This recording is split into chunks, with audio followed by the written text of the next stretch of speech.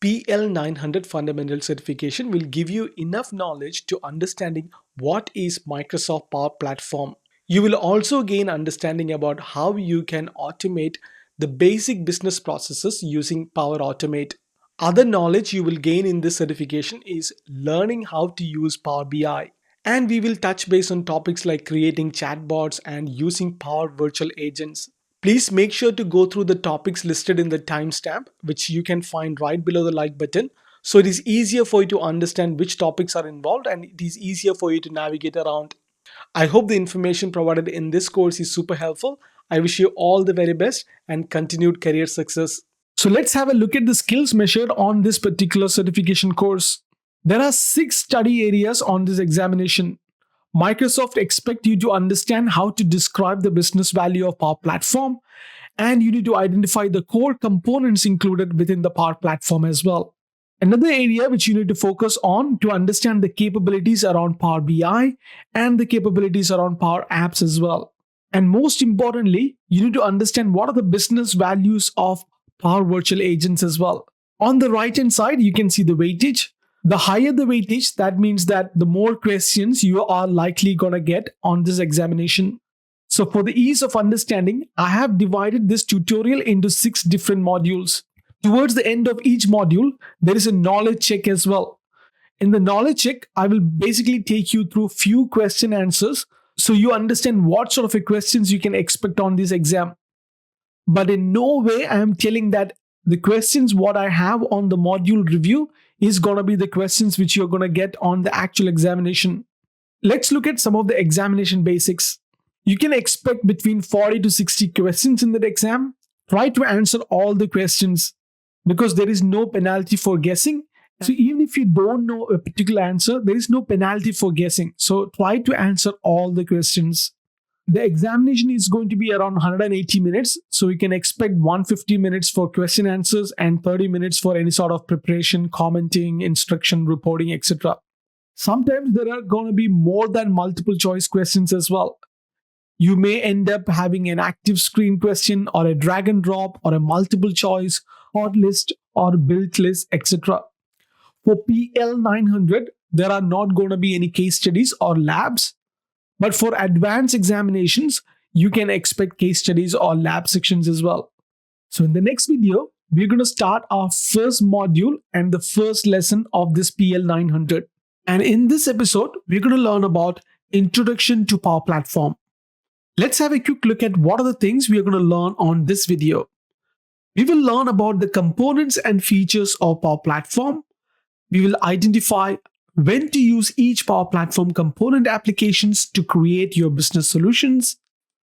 And we will learn the value of using Power Platform to create business solution as well. So without wasting any more time, let's get into it. All right, so let's start with understanding what is Microsoft Power Platform. Power Platform is comprised of 4 key products: Power Apps, Power Automate, Power BI, and Power Virtual Agents. Then it uses some of the components like AI Builder, Common Data Services, and Data Connectors. This Power Platform is made powerful by its ability to leverage data across many platforms. To do this, components of the Power Platform use connectors. You can think of connectors as a bridge from your data source to your app or workflow, which allows information to be conveyed back and forth. Connectors allow you to extend your data solution across platforms and add functionality to your users. So let me explain each of these components in detail. So we will start with Power Apps. So Power Apps provides a rapid, low-code development environment for building custom apps for business needs.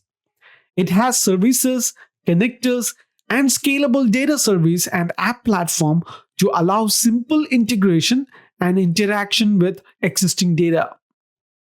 Power Apps enables the creation of web and mobile applications that run on all devices. So people use apps for every area of their lives and business, should be no exception. Most out-of-the-box solution does not meet exact business needs or integrate well with other business processes or programs. Power Apps eases users into app development with a simple interface so that every business user or pro developer can build custom apps. Let's understand what is Power Automate. Power Automate lets users create automated workflows between applications and services. It helps automate repetitive business processes such as communication, data collections, and decision approvals. So don't waste important productive hours on drafting the same email for weekly updates or walking approvals. Not only for individual users, Power Automate allows the creation of enterprise-grade process automation as well. And Power Automate's simple interface allows every level of user to automate work tasks from beginners to seasoned developers. Let's understand what is Power BI. Power BI is a business analytics service that delivers insight for analyzing data. It can share those insights through data visualizations, which make up reports and dashboards to enable fast, informed decisions. And Power BI scales across an organization, and it has a built-in governance and security, allowing businesses to focus on using data more than managing it. You can consider Power BI as an analytics and insight leg of the Power Platform. It takes business data and allows you to display it in ways that can make more sense to the users. A Power BI dashboard could potentially replace needing to report out of company metrics such as sales data, progress against goals, or employee performance. And the fourth component is Power Virtual Agents. So what is a Power Virtual Agent? Power Virtual Agents enables anyone to create powerful chatbots using a guided, no-code graphical interface without the need for data scientists or developers. It minimizes the IT effort required to deploy and maintain a custom solution by empowering subject matter experts to build and maintain their own conversational solutions. Power Virtual Agents is part of Power Platform. Therefore, integration into existing system is streamlined with out-of-the-box integration with Power Automate and its ecosystems of hundreds of connectors. Users can enable chatbots to perform an action by simply calling a Power Automate flow. Flows help automate activities or callback end systems. Users can utilize existing flows that have been created in their Power Apps environment, or they can create a flow within Power Virtual Agents authoring canvas. Don't worry about any of this. In the future videos, I will take you through each of these components in detail so you understand from a high-level point of view what are these features all about. So let us understand what is a common data service.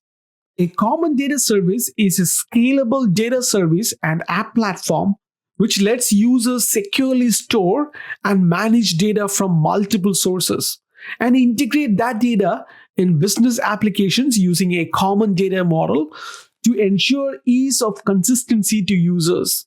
Common data service is the common currency that enables the components of the Power Platform to work together. It's the foundation that enables the consolidation, display, and manipulation of data. So let's understand the data sources for these connectors.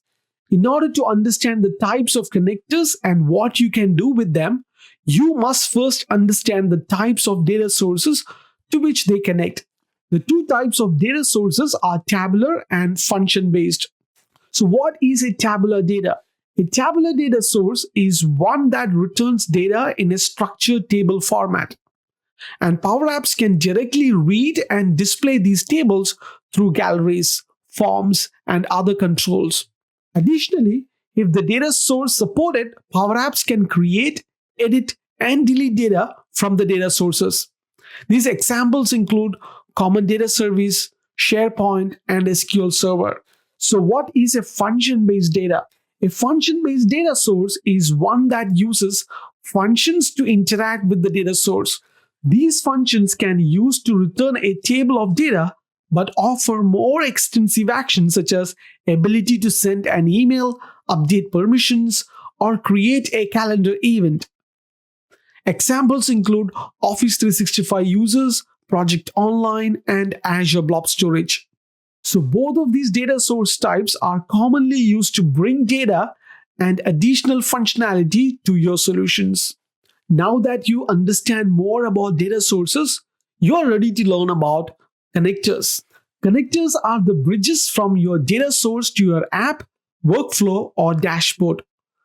The Power Platform has more than 275 connectors available to common data sources. Connectors are divided into standard and premium. Some popular standard connectors are SharePoint, Outlook, and YouTube. Premium connectors require additional licensing for your app or users.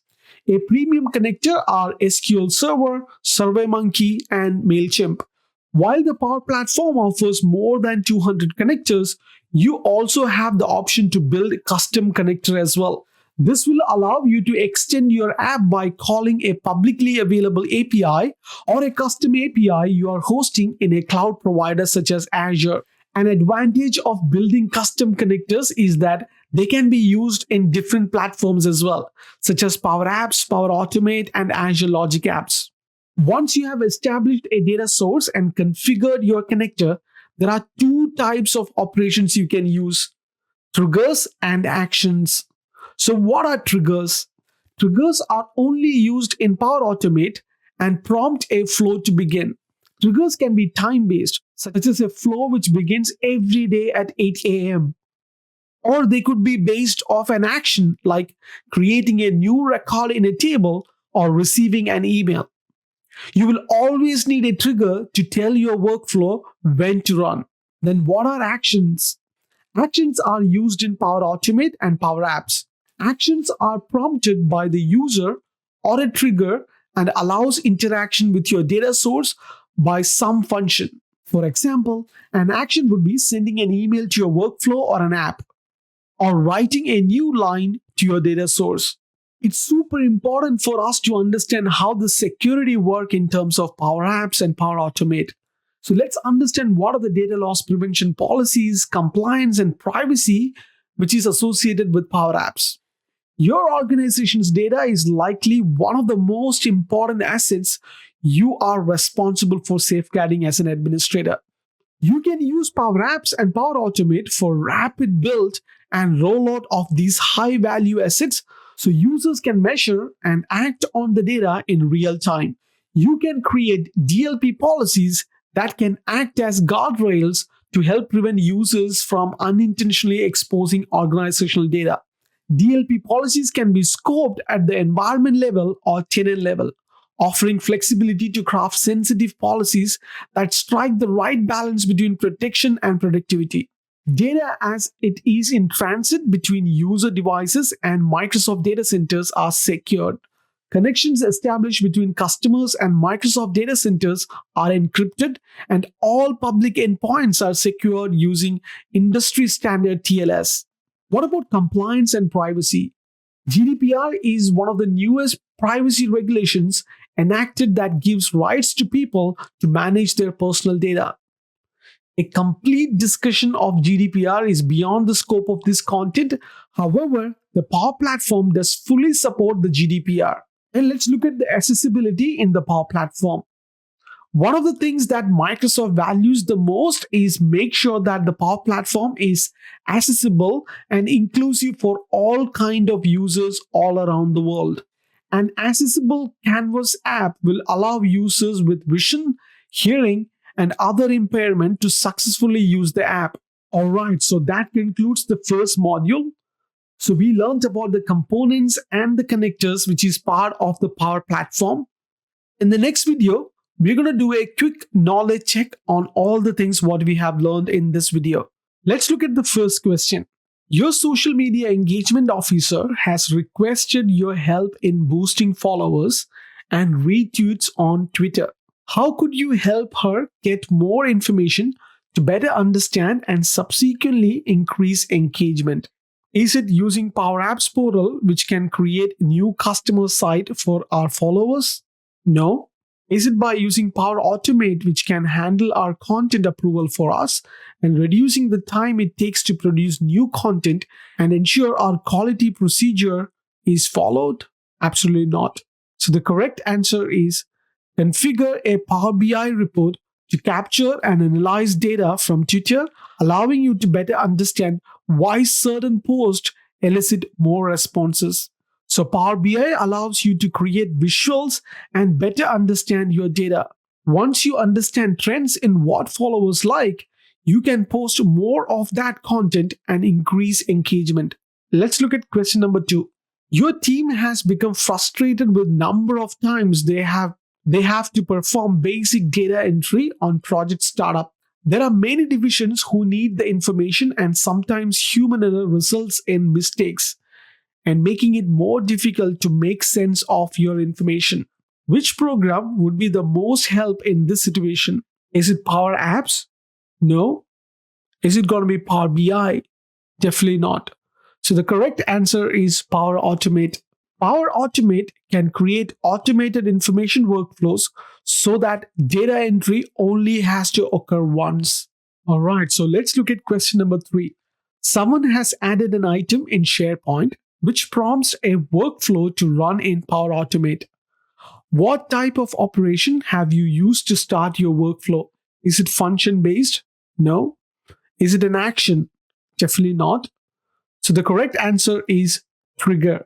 A trigger is an operation that tells a workflow to begin or prompt some type of an action. Let's look at the last question for this module. A client likes the idea of implementing a Power Platform solution, but is concerned about the ability to interact with the custom API. How should you respond? Is it the Power Platform uses connectors that holds a series of functions available for developers? No. Is it the Power Platform has over 270 connectors to use in this situation? Definitely not. So the correct answer is the Power Platform offers the ability to create custom connectors for this purpose, which allow you to connect to Power Apps and Power Automate. So you can build out custom connectors to bridge your apps or workflow to the API. All right, so that concludes episode 3. We just finished module 1 and we completed the module 1 review questions. In the next video, we're going to explore common data service. Let's have a look at the things what we're going to learn on this video. I will explain what environments, entities, fields, and relationships in common data service. And you would be able to describe the difference between common data service and common data model. And you would be able to explain use cases and limitations of business rules and process flows. So without wasting any more time, let's get into it. The common data service is a cloud-based solution that easily structures a variety of data and business logic to support interconnected applications and processes in a secure and compliant manner. Common Data Service is managed and maintained by Microsoft and is available globally but deployed geographically to comply with your potential data residency. So it is not designed for standalone or used in your own servers. So you will need an internet connection to access and use it. The Common Data Service is designed to be your central data repository for your business data. Behind the scenes, it powers many Microsoft Dynamics 365 solutions such as field service, marketing, customer service, and sales. It is also available as part of Power Apps and Power Automate with native connectivity built right in. This is a visualization which brings together the many offerings of Common Data Service. As you can see already, the Common Data Service offers a great deal of functionality. So let me take you through this functionality one by one. Security, logic, data, storage, and integration. Let's look at security first. Common Data Service handles authentication with Azure Active Directory to allow for conditional access and multi-factor authentication. It supports authorization down to the row and field level and provides rich auditing capabilities. What about logic? Common Data Service allows you to easily apply business logic at the data level. Regardless of how a user is interacting with the data, the same rule apply. These rules could be related to duplicate detection, business rules, workflows, or more. What about data? Common data service offer you the control to shape your data, allowing you to discover, model, validate, and report on your data. This control ensures your data looks the way you want regardless of how it is used. The next offering is storage. Common Data Service stores your physical data in the Azure cloud. This cloud based storage removes the burden of worrying about where your data lives or how it scales. These concerns are all handled for you. And the last offering is integration. Common Data Service connects in different ways to support your business needs. APIs, webhooks, eventing, and data exports give you flexibility to get the data in and out. As you can see, Common Data Service is very powerful cloud-based solution for storing and working with your business data. So let us understand what is entities and fields. An entity is similar to a table in a database or in an Excel workbook in the way it stores data. It is a logical structure containing records that are made up of fields or put up simply rows and columns. This is a sample screenshot of the standard customer entity and various types of field it includes. There are mainly two types of entities, a standard and complex. A standard entity is a base set of entities that are created for every instance of a common data service database. You can add more fields to any entity, but you can only delete fields from a custom entity. These entities can contain complex server-side business logic, including real-time workflows or plugins. Some of the entities that are used in Dynamics 365 applications are super complex. So what are fields? Fields are a way to store a discrete piece of information within a record in an entity. You might think of them as a column in Excel. Fields have types, meaning that you can store data of a certain type in a field that matches the data type. For example, if you have a solution that requires data, then you would store the data in a field with the type of date. Similarly, if you want to store a number, then you would store the number in the field with the type as number. Let us understand the relationship of these entities. Entities that relate to one another have a relational connection. Relationship between entities exist in many forms. But the two most common are one-to-many and many-to-many, both of which are supported by Common Data Service. One-to-many relationships are also known as parent-child relationships. If you want to know an example, an invoice can have 0, 1, or many line items. But the line item will always be related to just one invoice, which is a parent record. Typically, the child records will not exist without a parent record. And splitting the data into different entities make for an efficient solution design that can scale. But knowing how to split up the data into entities can be difficult. Thankfully, Common Data Services already contains many of these entities that most organizations will need. Using standard entities and extending them will ensure that you are building solutions around a proven, scalable way of storing the data that is used by your solutions. Let's understand what are the environments in Common Data Service. Environments are used to store, manage, and share your organization's business data, apps, and flows in the Power Platform. Each environment allows you to provision one common data service database for use within that environment. Common data service environments allow you to manage user access, security settings, and storage that is associated with the database. Each environment is created under a Microsoft Azure Active Directory tenant, and its resources can only be accessed by users within that tenant. An environment is also bound to a geographic location like United States or Europe. When you create a common data service database in an environment, that database is created within data centers in that geographic location. Any items that you create in that environment, including connections, gateways, flows that are using this Power Automate and more, are also bound to their environmental location. So, what are business rules? In Common Data Service, you can define business rules.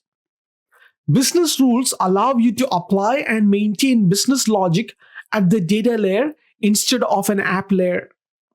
If you create business rules in Common Data Service, they are in effect regardless of how you interact with the data. Okay, let me give you a tip. Business rules are usually defined for an entity and applies to all forms. But you can define a business rule for a specific business-driven model as well. This is an example of a simple yet powerful use of business rules. The business rule is configured to change the field credit limit VP approver to be required field if the credit limit is set to greater than $1 million. If the credit limit is less than $1 million, then the field is optional. All right, so let's understand how to access Power Apps Admin Center. Before that, what is Power Apps Admin Center? Most of the administration settings that you need are available in the Power Apps Admin Center. You should always check for the administration settings as your first step when looking to administer Common Data Service. So we have environments, data policies, data integration, and tenant. Don't worry, I will take you to a live demo explaining how to access the portal. But let me first help you understand what are these categories. Environment in this section lists all instances of Common Data Services. Environments is where it lists all instances of Common Data Service. Under Data Policies, this section lets you set up policies to restrict what data connectors can be used with Common Data Service to limit what data can flow into or out to Common Data Service entities. The next category is Data Integration. This section lets you create or add predefined connections and monitor these connections between Common Data Service and other data stores like Salesforce or SQL Server. The Tenant section lets you monitor licenses and quotas. So let's go and see a live demo of this Power Apps Admin Center. Alright, so let me take you to Power Apps.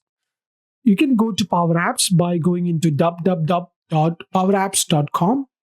Click on Sign In and provide your tenant administrator username and password.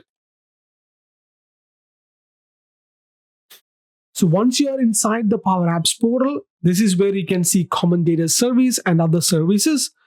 We will go in detail about all of these relevant topics in the coming videos. But to access Admin Center, you can either go to admin.powerplatform.microsoft.com or you can click on this settings button and you can click on Admin Center from here. And this takes you to the Admin Center for the Power Platform as well. On the left-hand side, you can see all the categories what we mentioned. Data integration, data policies, other admin center, which we will discuss later in the video, etc. That's how you access the Power Platform Admin Center. We will come back to this portal later when we discuss about other topics. So that concludes this lesson. In the next video, we're going to do a quick knowledge check on what we have learned in this previous module. Let's look at the first question. How can business rules be used in a canvas or model-driven app? Is it to manage solution development and data storage? No. Is it to show or hide fields? Definitely not.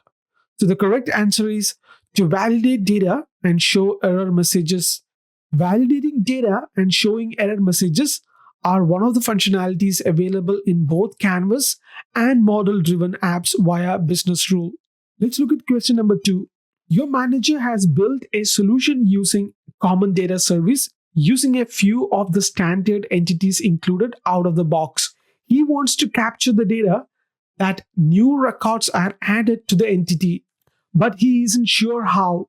He notices that date field is already inside his entity, but he wants the field to have a custom name of data confirmed.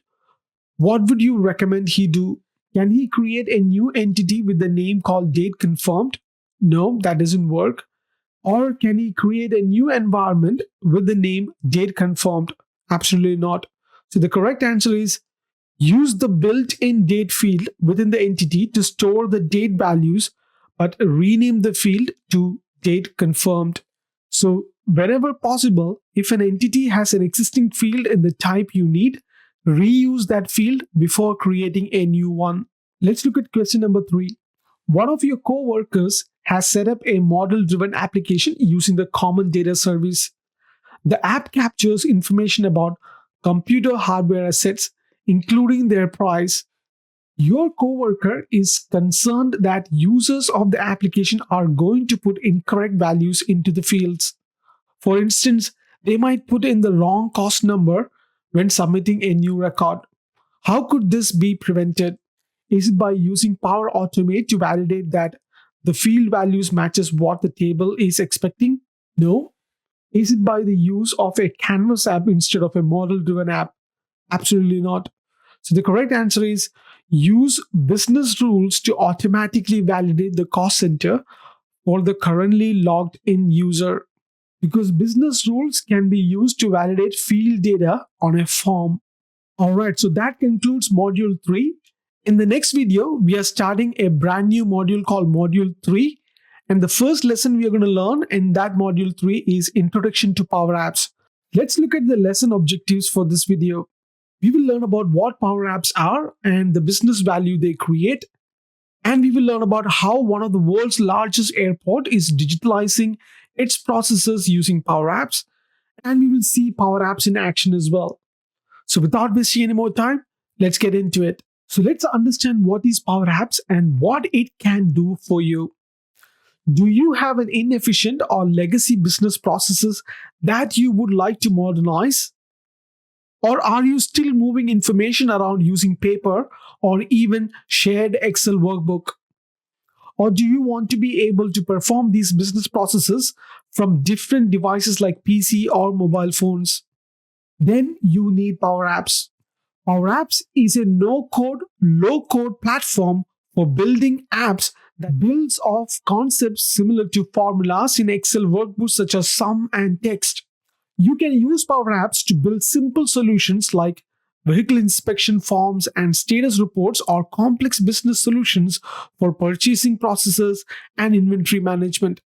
If you can envision an app to solve business problem, then you can use your existing skills to build it. And Power Apps can work with your data where it lives as well. When modernizing a paper-based process, there are likely systems in your organization with data you can leverage. With Power Apps, you have choices. With over 275 connectors, you can easily connect to the data using the underlying data service and app platform, common data service, or multitude of online and on-premises data sources. Some of the common data sources include Common Data Service, SharePoint, Dynamics 365, SQL Server, and Azure SQL, and Office 365. So you don't have to choose just one data source. Power Apps easily support multiple data connections, allowing you to bring together from many platforms into a single app. And you can bring different types of Power Apps for different scenarios as well. With Power Apps, you can create types of apps like Canvas, model-driven, portals, etc. Each of these types are suited for different scenarios and end users. So let me take you through these one by one. So what are Canvas apps? Canvas apps are a great option when you want to build an app from a blank canvas. You start by choosing the screen size, tablet or mobile. Then you have a blank screen from which to build, and you can interact with the data in your app by adding data sources. Drag and drop various controls and add the desired functionality by writing Excel-style formulas. Canvas apps provide you complete flexibility when building your apps. So this is a screenshot of an example of a mobile Canvas app built by the Heathrow Airport. So let us understand what is model-driven apps. Model-driven apps build from data in the common data service. With model-driven apps, there is no need to worry about choosing the app size. It is responsive, meaning it works on mobile or tablet with no extra work by you. You define the relationships, forms, values, business rules, and more at the data layer inside of the common data service, giving you enough control to get your business result without writing any formulas yourself. And this is an example of a fundraiser donations tracking model driven app. The next kind is portals. Portals bring the power of no code solutions to building externally facing websites. Through the Power Apps interface, you can build an anonymous or authenticated website that allows users to interact with data held in a common data service. The same drag and drop experience you enjoy when building app is available to build these rich interactive websites. Prior to Power Apps, adding functionalities such as image recognition or prediction models required advanced computer knowledge. There was code to write, data models to design and train, and a whole lot of complicated logic. But Power Apps has democratized artificial intelligence by providing a wizard based interface for building and training your model. The AI Builder prediction model allows you to create a model that can predict yes or no outcomes based on historical data. You train the model by providing historical data that includes the yes or no outcome, and the artificial intelligence does the rest. Power Apps also has its own set of PowerShell commandlets for app creators, administrators, and developers that allow you to automate many of your administrative duties. A common use case of PowerShell commandlets is to automate the discovery and permission management of all apps in your tenant, allowing you to better understand and manage apps as they are created and spread throughout your company. And Power Apps allows even the most entry-level users to reduce paperwork, increase process efficiency, and ensure a single source of truth by combining multiple data sources into one app. So let's look at a customer case study. In this instance, we are looking at a Heathrow Airport case study done by Microsoft.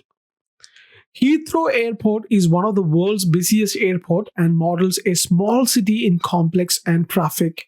With over 76,000 people working on a day-to-day basis and 200,000 travelers passing through, there is a stronger need to continually optimize operations. One way to accomplish this goal is through a digitalization process.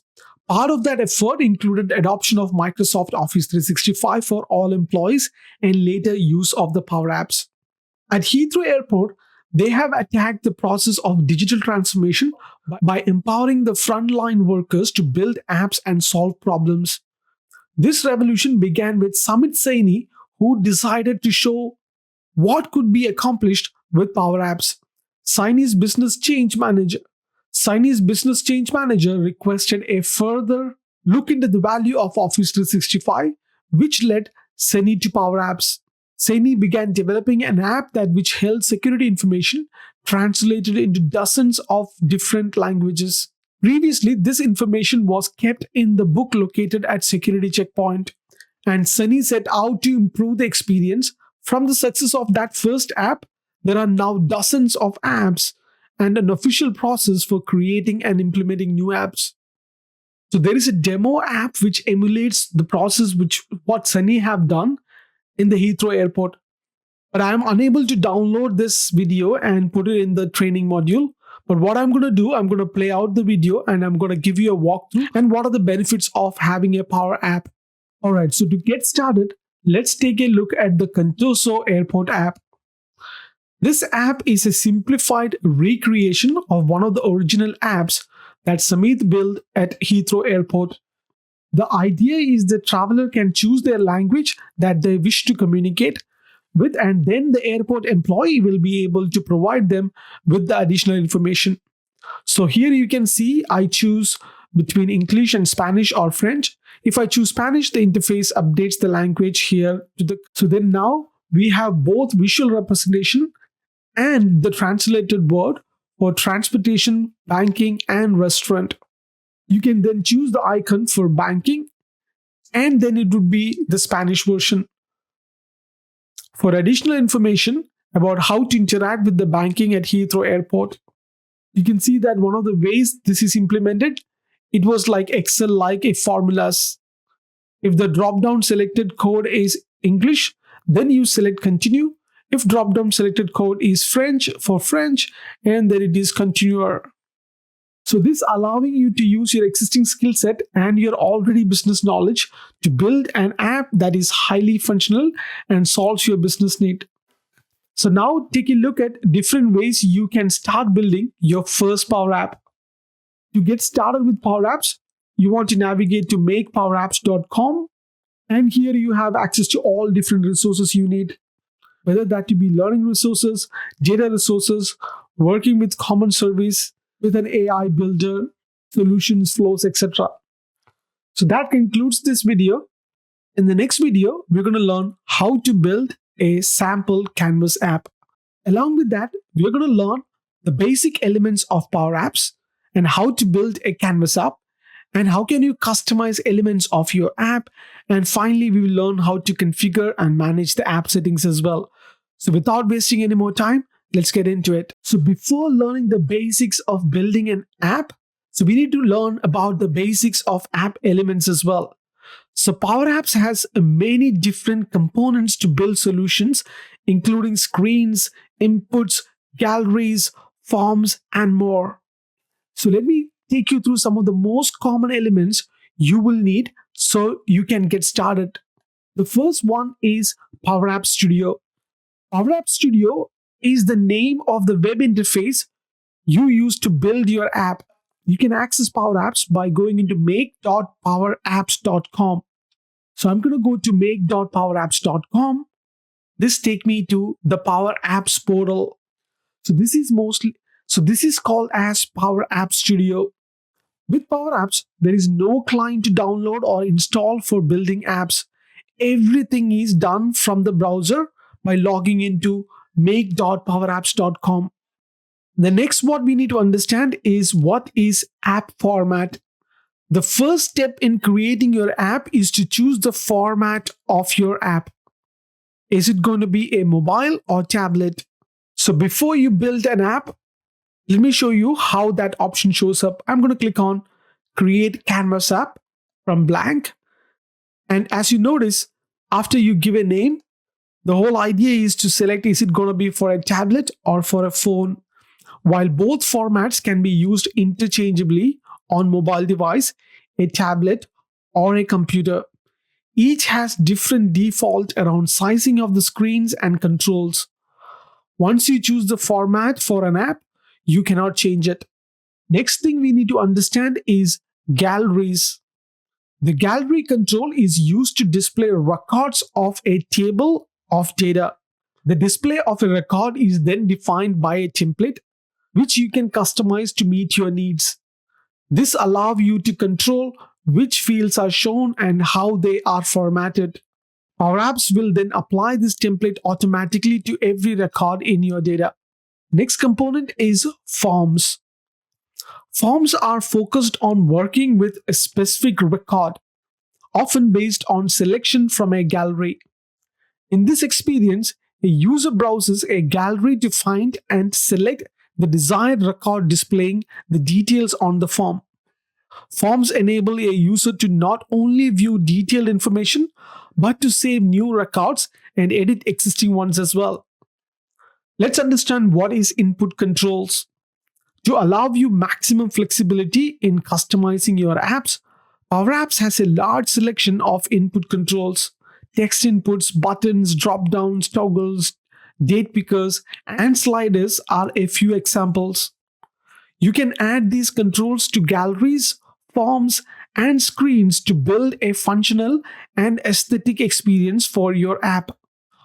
All inputs have a multitude of settings for default data, formatting, and actions which allow you to build an app that has the right user experience for your business processes.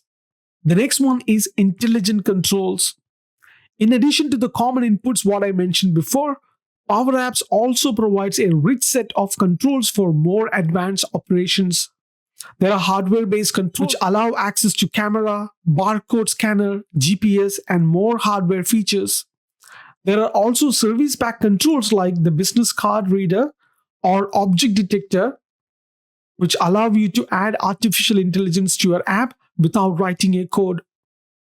Next, what we need to understand is functions. Functions are the glue that binds all these controls, inputs, and data source together. You can use one or more functions to create formulas in your apps. These formulas are similar to the language you use in Excel and can be used for actions such as sending data to the data source, formatting information, creating animations, and more. No complicated code is necessary. Simply powerful functions with straightforward inputs to enhance your app. So let me give you a walk down on how to build your first app. In this exercise, what I'm going to do is I'm going to generate a Canvas app where the data source is Microsoft Excel workbook that is stored in Microsoft OneDrive for Business.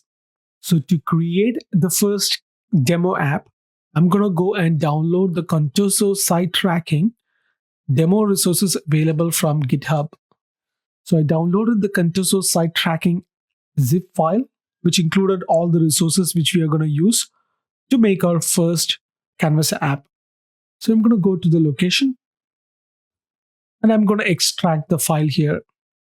All good. So the next step is I'm going to go to my Power Apps, or even before that, I want to go to OneDrive for Business and I'm going to store or keep the files we just extracted so that we can reuse from OneDrive for Business. So I'm going to go back to my Office admin portal, click on OneDrive. So I'm going to create a new folder. I call it as Contoso app. I'm going to go back to the folder and I'm going to keep the two files which we just extracted from the demo content. Cool. Now let's go to the Power Apps portal. You can go to the Power Apps portal by going into make.powerapps.com. On the left-hand pane, click on Select Create. So you can create an app by clicking on Canvas app from blank or model-driven app from blank or portal from blank. So I'm going to select other sources. So because this is the first time I'm using, I'm going to choose the location as Australia. So under connections, I'm going to search for OneDrive for Business and click on Create. Select the Excel file from this Contoso app. And if you remember, on that resources, there was an Excel file. So I'm going to select that. And within that, we have to choose a table. So I'm going to choose the table Site Inspector and click on Connect.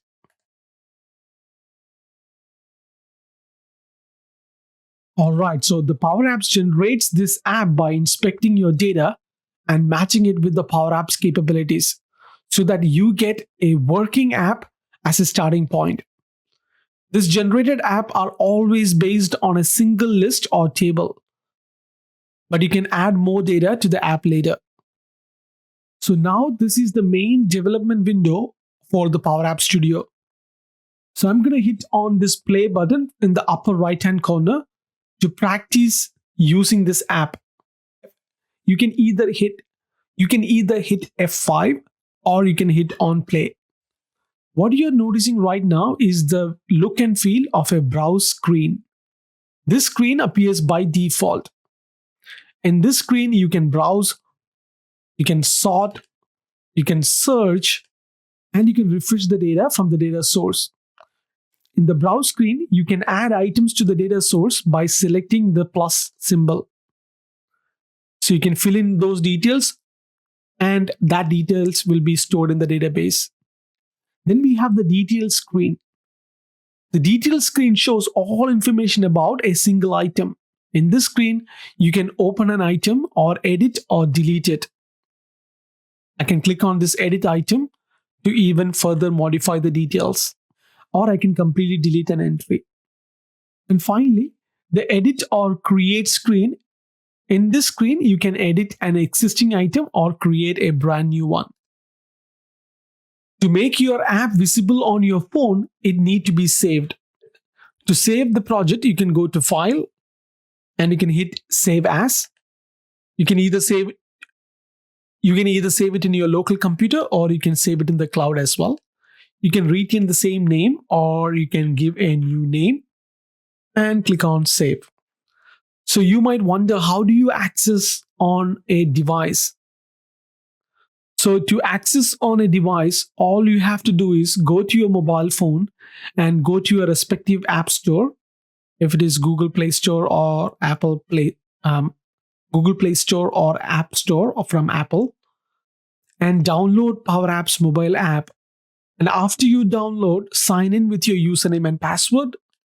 And depending on the user account you sign in, you would be able to see the app which you just saved. And you can explore the app from your phone as well. The next thing we need to understand is functions. When using Microsoft Power Apps, you don't have to write complicated application code the way that a traditional developer does. However, you must express logic in an app and control its navigation, filtering, sorting, and other functionality. This is where formulas come in. If you have used Microsoft Excel functions, you will be comfortable building apps in Power Apps. To create a formula, you will combine one or more formulas with the required and operational parameters.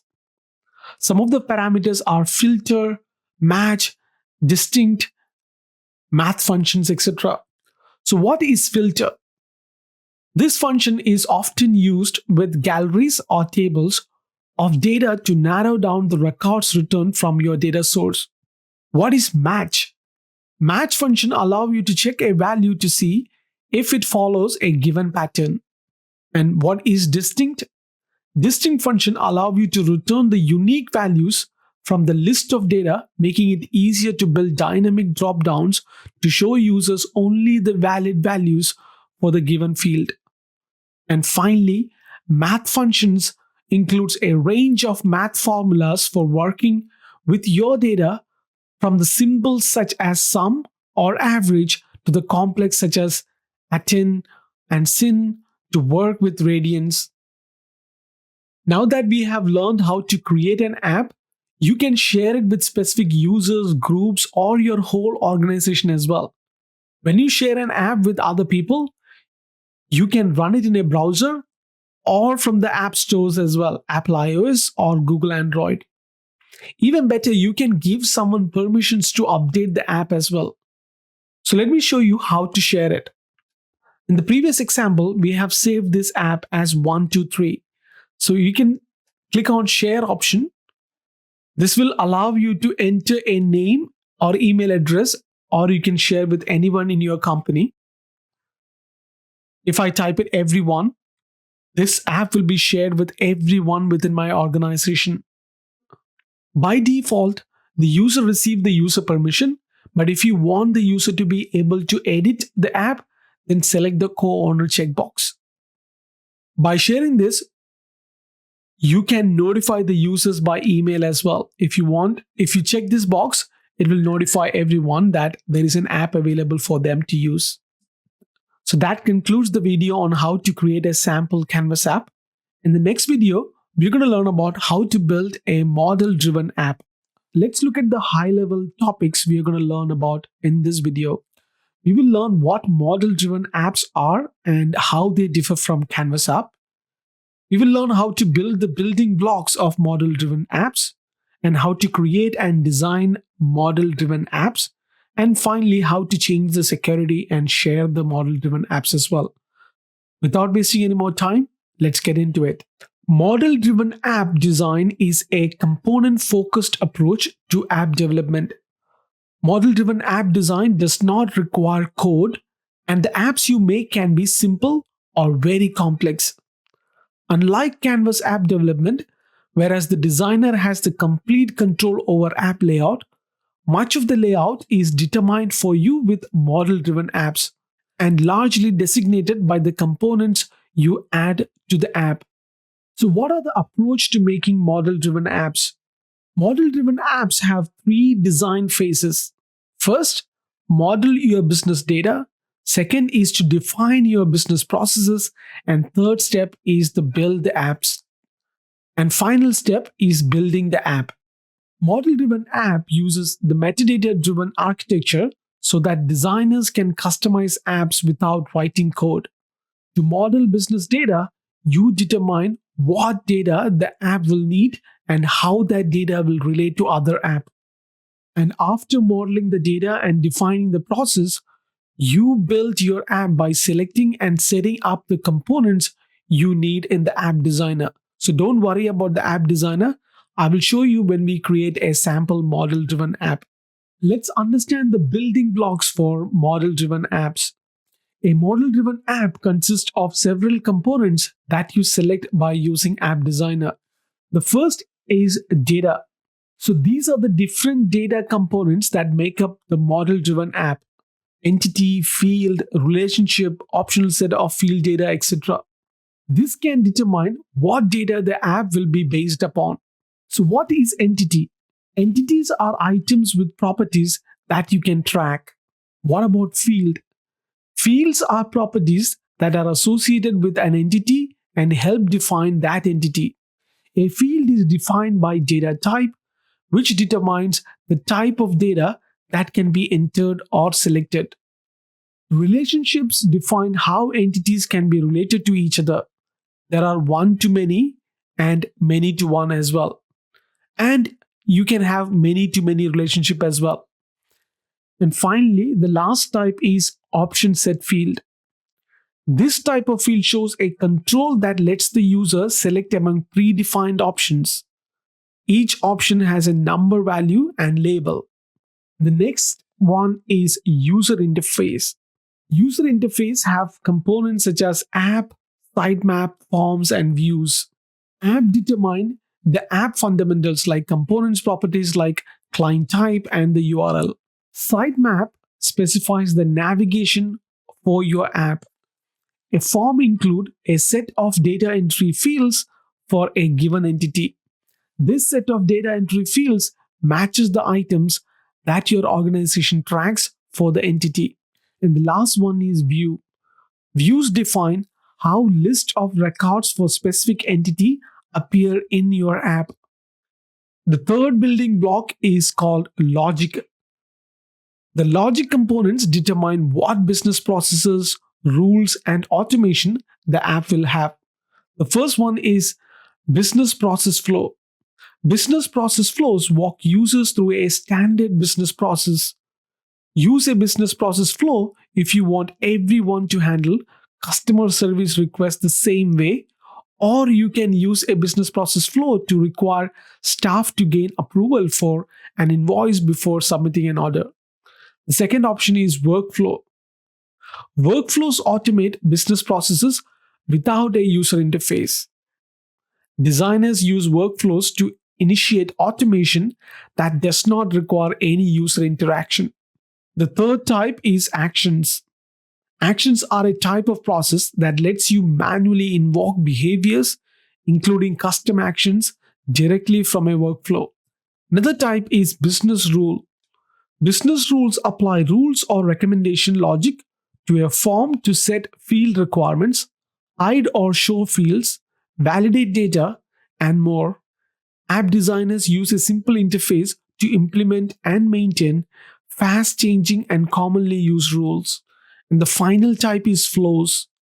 Power Automate is a cloud based service that lets you create automated workflows between apps and services to get notifications, sync files, collect data, and more. And the last building block is visualization.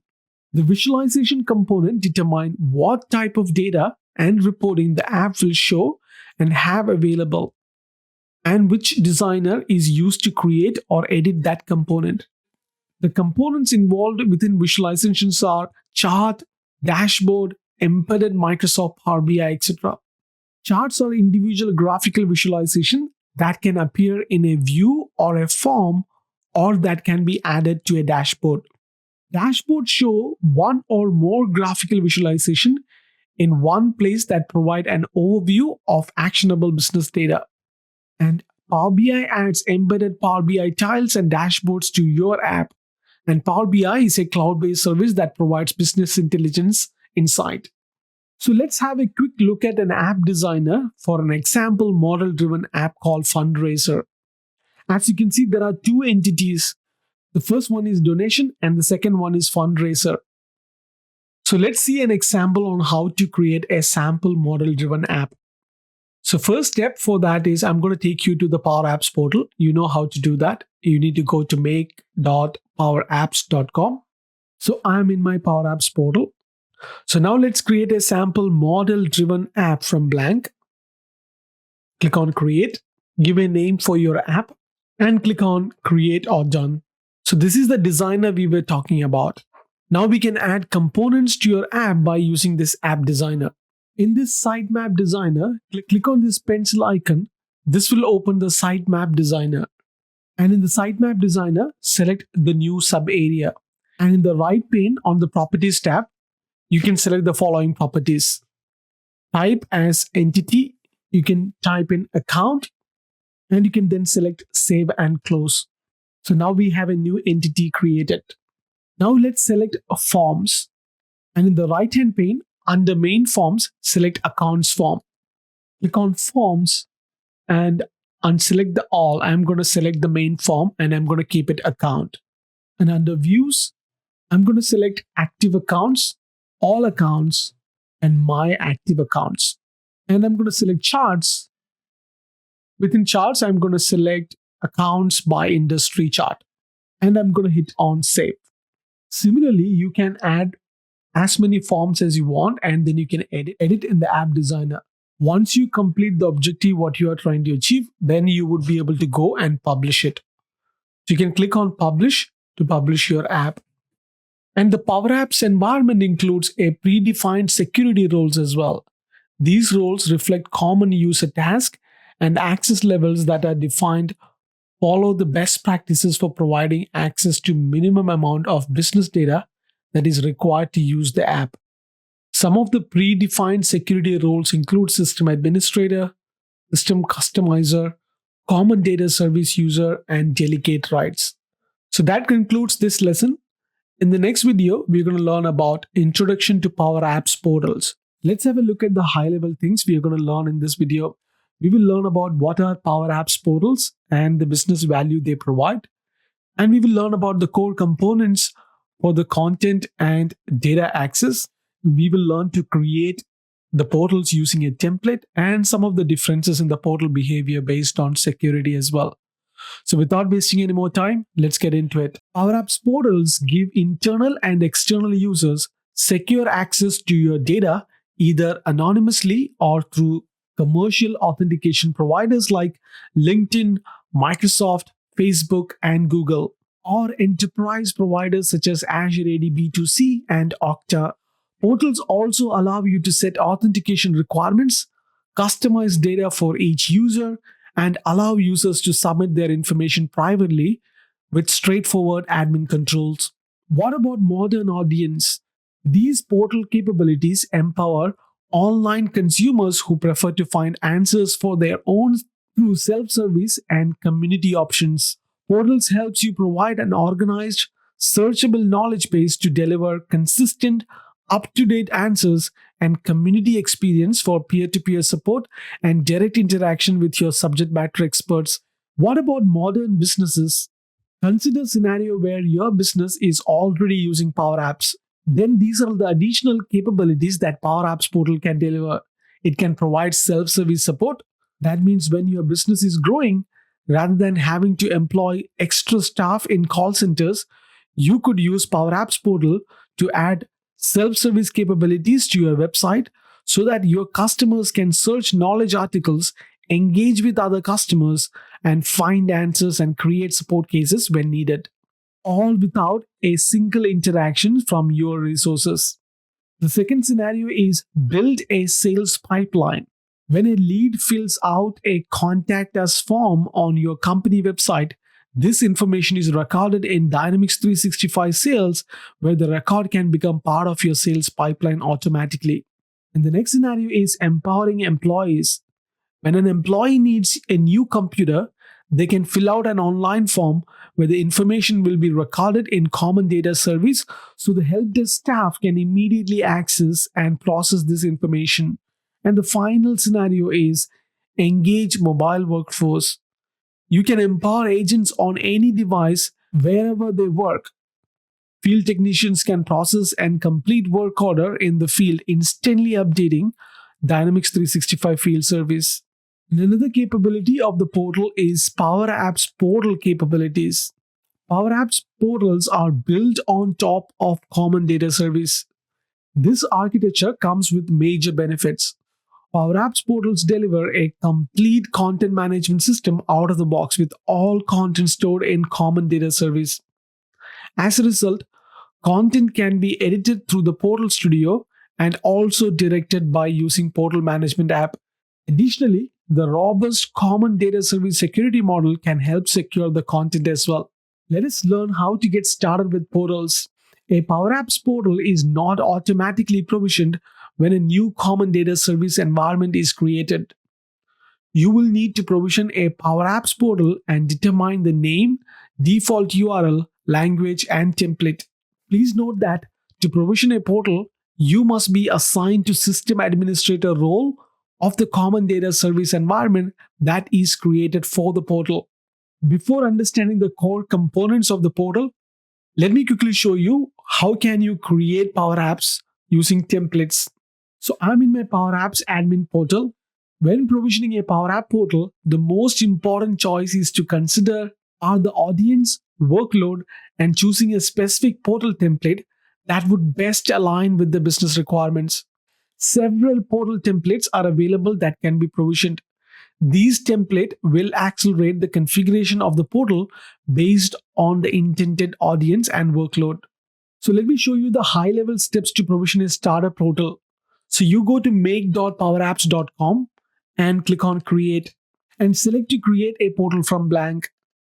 If you have Dynamics 365 deployed in your common data service environment, additional portal templates such as customer self-service will be available. So you can name your portal and provide a unique URL. So then you are good to go and click on create. So that's how you create a brand new portal using a blank template. So let's look at the core components involved in portal. So we have Power Apps Portal Studio, web pages, page template, content snippets, and entry lists and entry forms. So let me take you through one by one in detail. You can use Power Apps Portal Studio to create and customize your website. It contains various options to add and configure web pages, components, forms, and lists. So this is a quick example to show you the anatomy of Power Apps Portal Studio. So you have the command bar, which allow you to create a web page, delete a component, sync configuration, and browse a website. Then you have a tool belt. This is a tool belt which allows you to view and manage web pages, add components, and edit tables.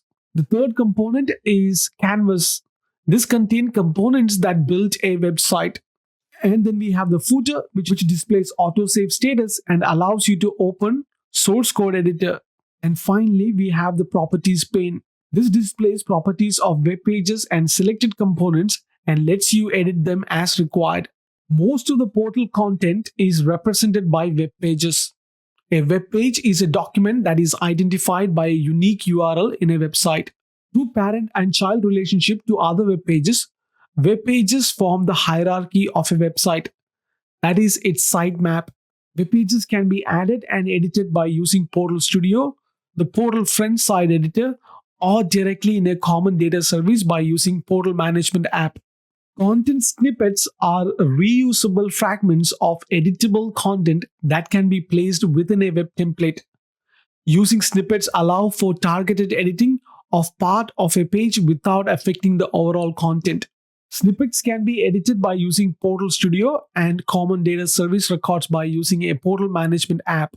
So what about entity list and entity forms? The strength of Power Apps Portal is the ability to interact with the information and data that is stored in the Common Data Service. Entity list and entity forms are used in Power Apps Portal to define what data should render on the portal from common data service such as list of records from an entity or form to capture and display data for a specific record. And in Power Apps portals, the enable basic theme feature is set to off. When you turn this feature, you can use default themes called presets.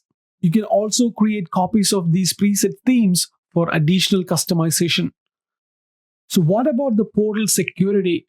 Users of Power Apps portals are tracked in common data service as contacts. The portal management model driven app provides access to the contact entity and has forms to manage passwords, view portal specific contact information, and provide registration and profile management forms for the portal. Portal users can authenticate by using some of the method called local authentication and external authentication. So local authentication is a basic authentication with usernames and passwords are stored in common data service contact record internally. And in external authentication, credentials and password management are handled by other identity providers such as Microsoft, Twitter, Facebook, Google, LinkedIn, Yahoo, etc. And the portal administrators can choose to enable or disable any combination of authentication options through this portal authentication settings. After the user is authenticated and associated with a contact, Power Apps portal use numerous entities to define authorization. That is what a user is allowed to do. Selecting Share from the portal app option will provide information on how to share the portal app with internal and external users. Web roles allow an administrator to control user access to portal content and common data service records. Web roles are associated with following records: a website permissions, web page access rules, and entity permissions. Website permissions define what front-side editing permission that a web role should have. Web page access rules define what pages are visible to a web page and what action can be taken. And entity permissions define what access a web role has to individual common data services entities. So that concludes module 3. In the next video, we're going to do a knowledge check on all the things what we have learned on module 3. Let's look at the first question. You want to build a mobile app that allows you complete control over the user experience and design.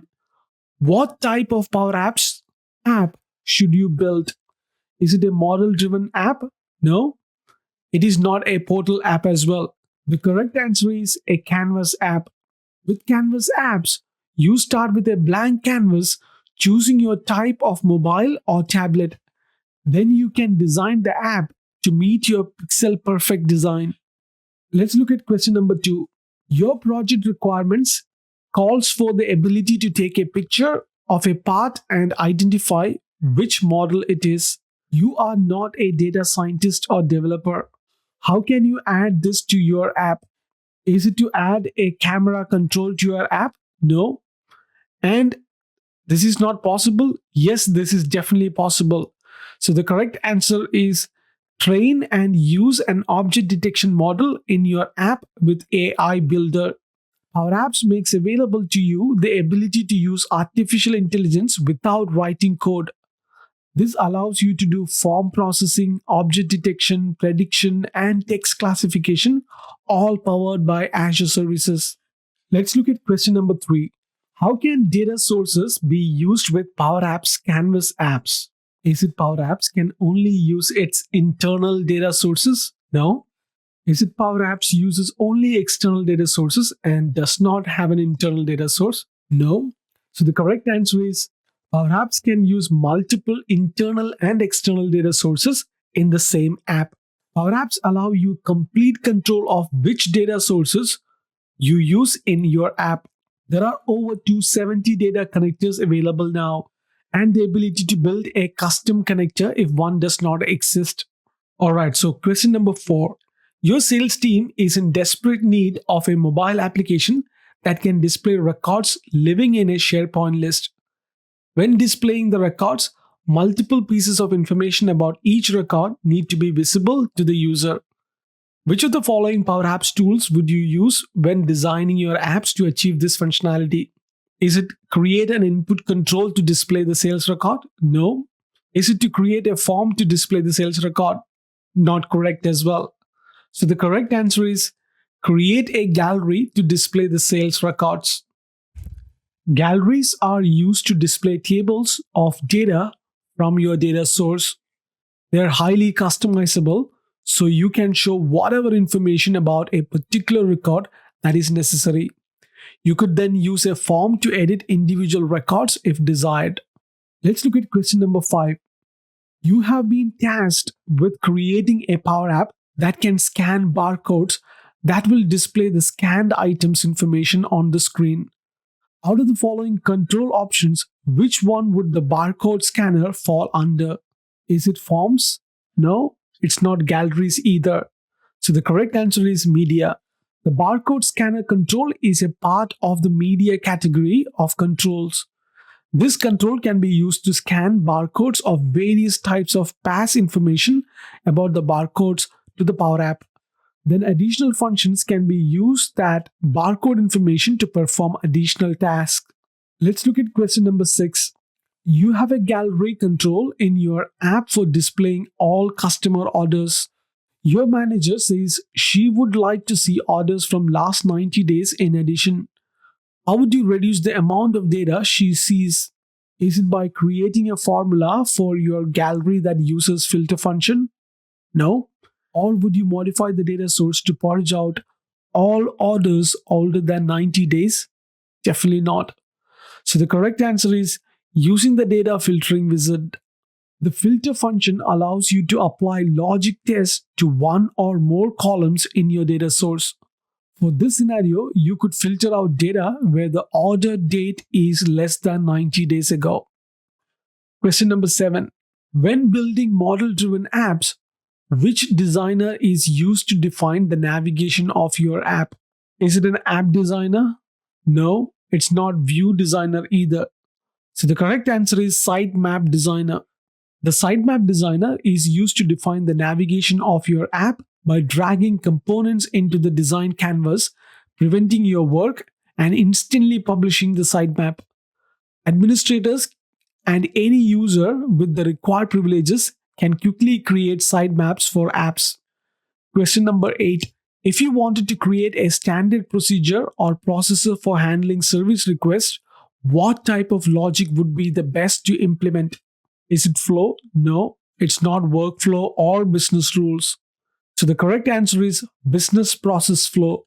Business process flows can be used to define a set of steps for people to follow to take them to a desired outcome. Question number 9. When sharing a model-driven app, which of the following statement is true? Is it users just need to be added to a predefined security role? No. Or is it users just need to be added to the custom security role? That doesn't work either. Is it model-driven apps do not need to be shared? They are accessible to anyone using the app link? That is a wrong statement. So the correct statement is users need to be added to a predefined or custom security role, and one or more security roles need to be associated with the app. So users must have a security role that grants them the rights to access the app for you to successfully share the app. Let's look at question number 10. Which of the following selections is a valid target audience for Power Apps portals? It is definitely not family members and competitors. So the correct answer is employees. Target audience for Power Apps portals can be customers, employees, or donors. Question number 11. What role is required to be able to provision Power Apps portal for an organization? So the correct answer is system administrator. A user must have system administrator role to create a Power Apps portal. Let's look at the last question. Which of the following is the recommended authentication mechanism in Power Apps portals? Is it social providers? No. It is definitely not local authentication with username and password or Microsoft account. So the correct answer is Azure Active Directory B2C. Azure Active Directory B2C is the recommended identity provider for authentication. Alright, so that concludes Module 3. In the next video, we are starting a brand new module called Module 4. And the first lesson on Module 4 is all about Power Automate Overview. Let's have a high level look at what are the things we are going to learn on this video. We will learn how to describe the business values and features in Power Automate, and we will see how Power Automate works and looks from a user's perspective. So without wasting any more time, let's get into it. So let's first discuss what are the value of Power Automate. So do you find yourself regularly downloading email attachment and then uploading the file to the database? Power Automate can help. Does the process of getting a new purchase order approved involve you taking a form from a desk to desk to get sign off? Power Automate can help you there. Or do you have to log into a website every morning, find a daily number, and then save those into another system? Power Automate can help you there as well. Power Automate is all about having computers manage repetitive tasks. Power Automates allow anyone with knowledge of business process to create a repeatable flow that, when triggered, leaps into action and performs the process. Some of the common scenarios and capabilities are automating of repetitive tasks like moving data from one system to another, guiding a user through a process so they can complete the different stages, connecting to external data sources via one of the hundreds of connectors or directly via an API, or automating desktop based processes with robotic process automation capabilities. And Power Automate is used to automate repetitive business processes. Beyond simple workflows, Power Automate can send reminders on past due tasks, move business data between systems on a schedule, talk to more than 275 data connectors or any publicly available API, and can even automate tasks on your local computer like computing data in Excel. All of this can be done by all skill levels, from a typical business users to IT, using Power Automate no code, low code platform. And this Power Automate comes with pre-built templates which you can use to automate workflows using any templates or any of your tailored automations. And this totally integrate with your Microsoft ecosystem directly, and you can use it in on-premises or in the cloud as well. All right, so let's look at an example of how you can use Power Automate in a purchasing order approval workflow. Approvals are a great process to build in Power Automate. A user starts the process by going into Power Apps and creating purchase order request. Once they submit the request, the information is sent to the Power Automate flow. The flow can be built to evaluate the request and then route the request based on the criteria such as submitting user and request amount. The first action could be to send the request to the user's manager. The manager could automatically retrieve from Azure AD, avoiding prompting for duplicate information.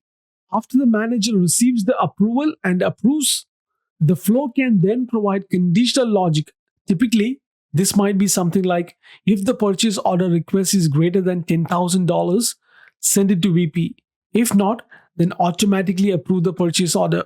As you can see, even the business process has many decision points. Your flow easily handles the decisions without you writing any code. So there are three types of flows you can create with Power Automate: event-driven flows, business process flows, and UI flows.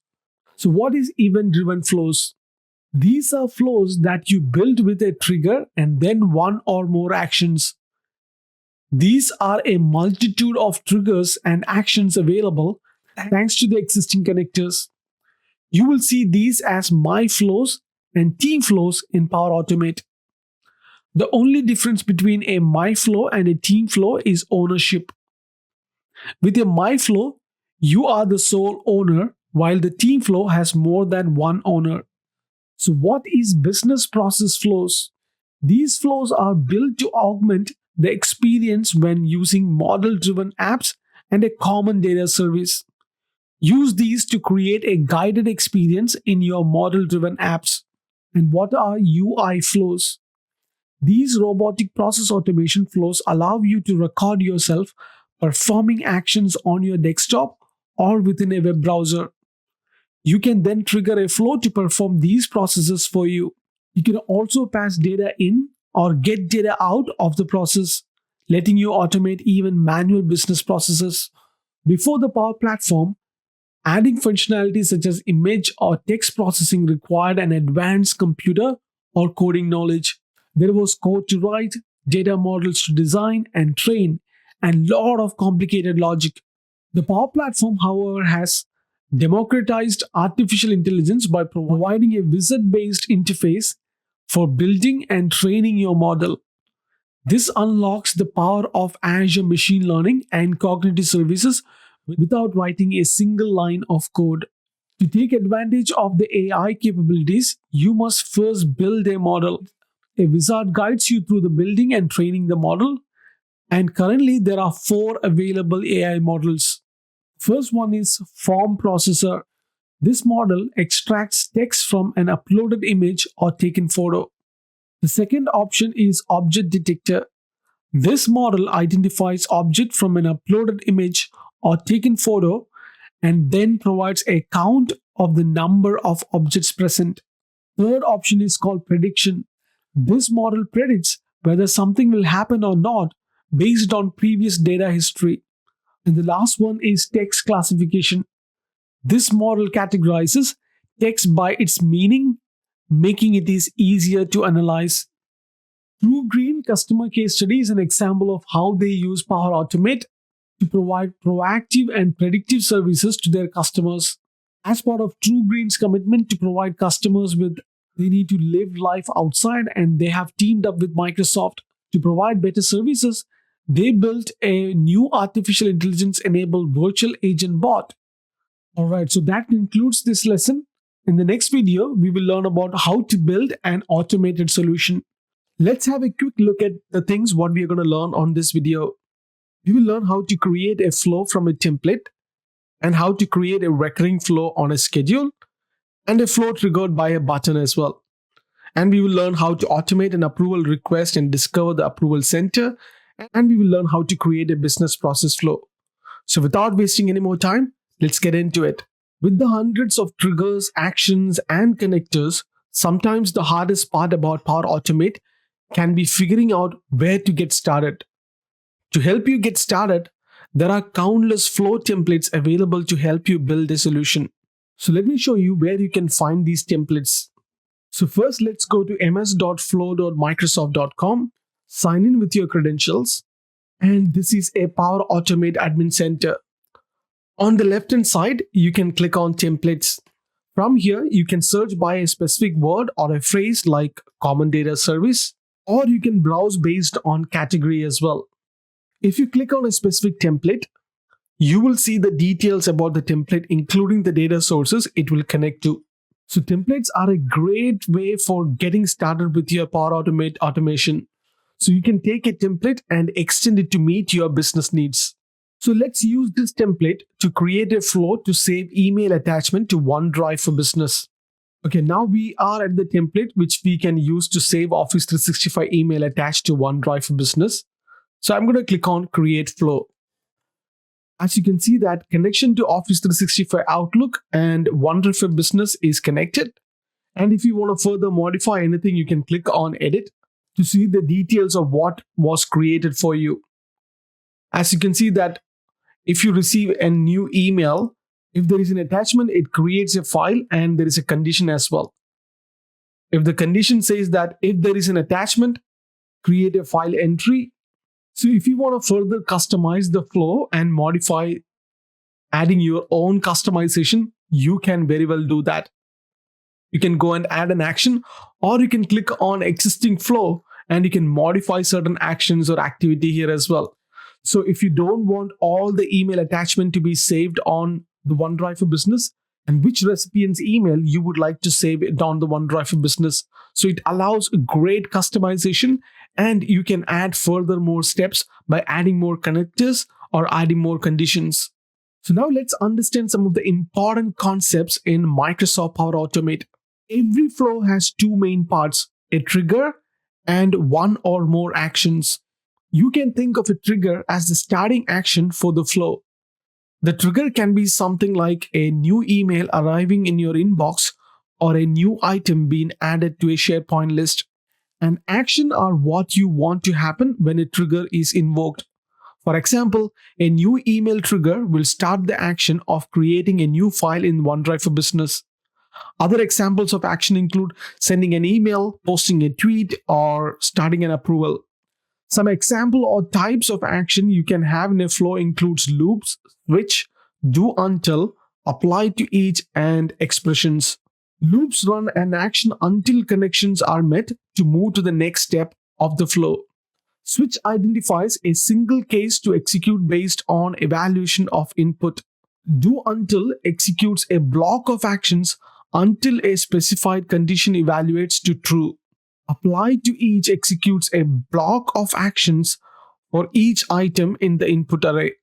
And expressions are underlying definition that describes the actual logic that runs in your flow that can be manually written. You can also perform data operations in your flow such as compose, create CSV table, join, or select. These concepts will come into play later when you build your own flow from scratch. With Power Automate, you do not think of running a flow the same way as you do with running a Power Apps app. Instead, you perform the activity that triggers the flow to run. In the case of the previous flow, instead of periodically running the flow manually, it would automatically run every time a new email is received with an attachment. This is because the flow has the trigger that determines when it should run. When defining triggers, you need to be aware of three different types. The first one is when something changes. These are triggers that run when data is changed. It could be a new item created in SharePoint, a lead is updated in Dynamics, or when an event has been deleted from Outlook, for example. The next type is on a schedule. You can set up a flow to be triggered at a certain time of a day and with a recurrence. This allows for processes such as checking every day at 8 a.m. to see if there are account renewals pending, and if so, sending an email to the necessary people. And the third type is on a button press. This trigger takes shape in many ways. This can be when a flow virtual button is run through the mobile app, or physical button is clicked with third-party options, or even when a button is pressed inside of a Power Apps. So let me show you how you can create a sample flow in Power Automate. So I'm on my Power Automate admin portal. On the left-hand side, you can find My Flows. As you can see that there is one which is already available. This was the one we did for the previous example. So I'm going to click on New and I'm going to click on Schedule from Blank. So this is where you can mention the flow name. I'm going to call it as Sample Flow. And you have few parameters as well. When do you would like to start? You can pick a date and you can pick a time as well. And if there is any recurrence, you can define the recurrence as well. I'm going to click, I want to repeat it every week. And I'm going to choose a day as well. Click Create. So this is a sample example of a recurrence flow. Now we can very well go ahead and add a new step. And then you can attach to this recurrence flow. And if you would like to specify some advanced options, you can click on the same reference and click on Edit and click on Show Advanced Options. The advanced options vary depending on the value of the interval and frequency field. And this advanced option give you specify a time zone to reflect the local time zone or UTC or any other time zone. Alright, so that concludes this lesson. In the next video, we're going to do a quick knowledge check on all the things what we have learned on Module 4. Let's look at the question number 1. To secure and administer Power Automate, you can use what resources? Is it download the Power Automate Administrator application? No. Is it Power Automate is only administrated via the web portal? Absolutely not. So the correct answer is Power Automate can be administered on the web via PowerShell or even by building flows. Power Automate provides the online admin portal, PowerShell commandlets, and flow actions for managing Power Automate. This gives you complete flexibility for your Power Platform administration. Let's look at question number 2. Where do you find flow templates? So the correct answer is directly from the Power Automate Builder websites. When you create a flow, you can choose to start from a template. There you can browse for templates or use search to find just the right template to begin your project. How can data sources be used with Power Automate? Is it Power Automate can only connect to Microsoft data sources such as Office 365 and Azure? No, it can do more. Is it Power Automate require you to build custom connectors to access external data? No, it has both custom and pre-built templates. So the correct answer is Power Automate can connect to data sources using one of the 275 plus pre-built connectors or by building your own custom connector. Power Automate allows you to automate business processes wherever your data lives. Let's look at question number 4. One of your colleagues would like to set up a flow to write an item to a SharePoint list when they receive an email from their boss. Which of the following would get them started? Is it create an instant flow and set the trigger to when an email is received? No. Is it create an automated flow when only one action create an item in SharePoint?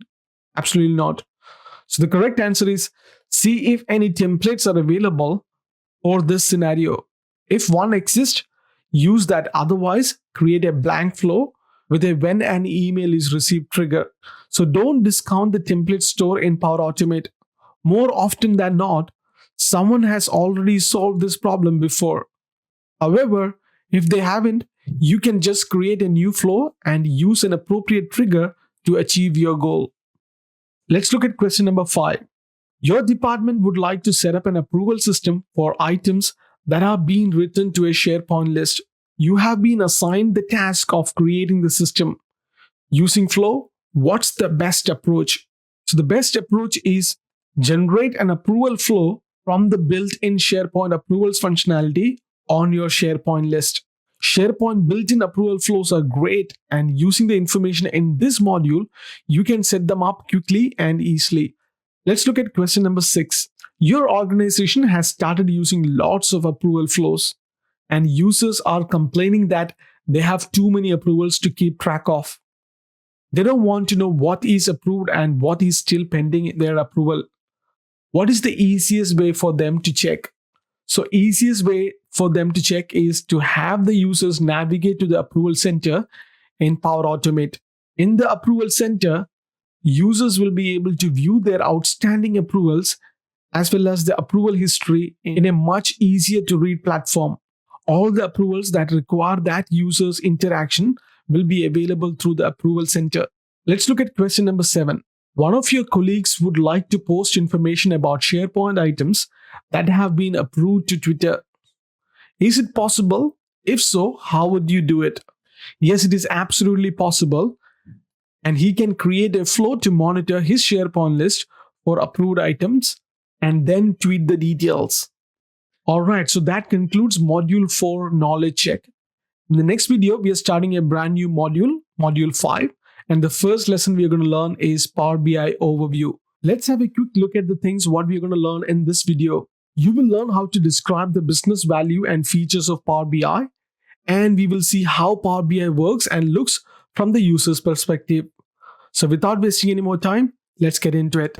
Microsoft Power BI is a collection of software services, apps, and connectors that work together to turn your unrelated sources of data into coherent, visually immersive, and interactive insights. Whether your data is a simple Microsoft Excel workbook or a collection of cloud-based and on-premises hybrid data warehouses, Power BI lets you easily connect to your data sources, clean and model your data without affecting the underlying source. Visualize what's important and share that with anyone or everyone you want. So what are the parts of Power BI? Power BI consists of a Microsoft Windows desktop application called Power BI Desktop, an online SaaS service called Power BI Service, and mobile Power BI app that are available on phones and tablets. Let's understand Power BI concepts. The major building blocks of Power BI are datasets, reports, and dashboards. They are all categorized into workspaces and they are created on capacities. So let's understand what is capacities. Capacities are a core Power BI concept representing a set of resources used to host and deliver your Power BI content. Capacities are either shared or dedicated. A shared capacity is shared with other Microsoft customers, while a dedicated capacity is fully committed to a single customer. And dedicated capacities require a subscription. By default, workspaces are created on a shared capacity. Then we have workspaces. Workspaces are containers for dashboards, reports, data sets, and data flow in Power BI. There are two types of workspaces: My Workspace and Workspaces. So, what is My Workspace? My Workspace is the personal workspace for any Power BI customer to work with your own content. Only you have access to My Workspace. You can share dashboards and reports from My Workspace.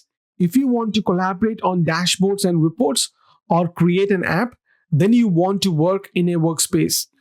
The second scenario is workspaces. Workspaces are used to collaborate and share content with colleagues. You can add colleagues to your workspaces and collaborate on dashboards, reports, and data sets. With one exception, all workspace members need a Power BI Pro licenses. And workspaces are also the place where you can create, publish, and manage apps for your organization. So think of workspace as staging areas and containers for the content that will make your Power BI app. The next concept we need to understand is data sets. A data set is a collection of data that you import or connect to. Power BI lets you connect to and import all sort of data sets and bring all of it together in one place. Dataset can also source data from data flows. And datasets are associated with workspaces, and a single dataset can be part of many workspaces. When you open a workspace, the associate datasets are listed under the datasets tab. Each list of datasets represent a single source of data. For example, an Excel workbook on OneDrive. Datasets added by one workspace member are available to other workspace member with an admin, member, or a contributor role. The next concept we need to understand is about shared data sets. Business intelligence is a collaborative activity. It's important to establish standardized data set that can be the one source of truth. Discovering and reusing those standardized data sets is key. When expert data modelers in your organization create and share optimized data sets, report creators can start with those data sets to build accurate reports. Your organization can have consistent data for making decisions and a healthy data culture. The fifth concept you need to learn about is about reports. A Power BI report is one or more pages of visualizations such as line charts, maps, and tree maps. Visualizations are also called visuals. You can create a report from scratch within Power BI, import them with dashboards that your colleagues share with you, or Power BI can create them when you connect to datasets from Excel, Power BI Desktop, databases, and SaaS applications. For example, when you connect to an Excel workbook that contains Power View sheets, Power BI creates a report based on those sheets. And when you connect to a SaaS application, Power BI imports a pre-built report. And the last concept is about dashboards. A dashboard is something you create in Power BI service or something a colleague creates in Power BI service and shares with you. It is a single canvas that contains 0 or more tiles and widgets. Each tile pinned from a report or from a Q&A displays a single visualization that was created from a dataset and pinned to the dashboard. Entire report page can also be pinned to a dashboard as a single tile. So let's understand what is a template apps. The new Power BI template apps enable Power BI partners to build Power BI apps with little or no coding and deploy them to any Power BI customer. As a Power BI partner, you can create a set of out-of-the-box content for your customer and publish it yourself. You can build template apps that allow your customers to connect within their own account. As domain experts, they can unlock the data in a way that is easy for their business users to consume. So now let me show you all the things what we have learned in the previous slide. So now I'm on my Power BI portal. On the left hand side, you can see workspaces.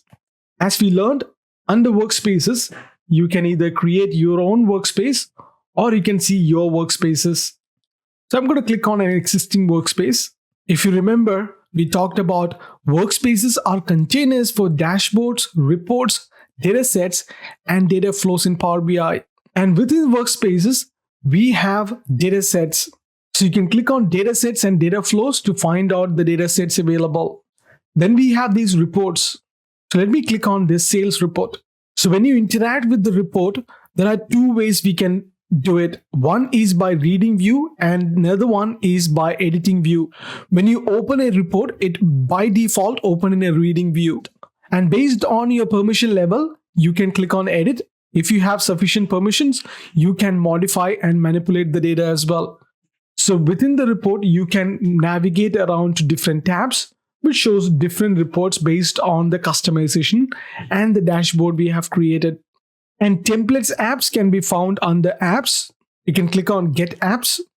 You can search for all the apps here, or you can click on template app. And I'm going to search for GitHub. Select the template app which you would like to add and click on get it now and click on install. And when the installation finishes successfully, and a notification tells you that your app is now ready. Now you can take the data and connect to another source or explore sample data as well. Let's understand Power BI data modeling and visualizations.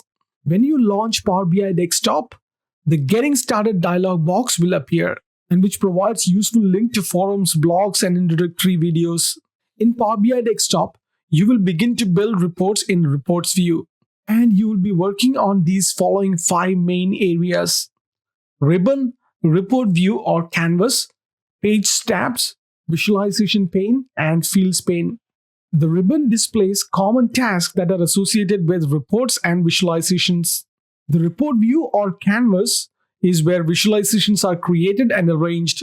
There are two things we need to remember. There is data view and model view.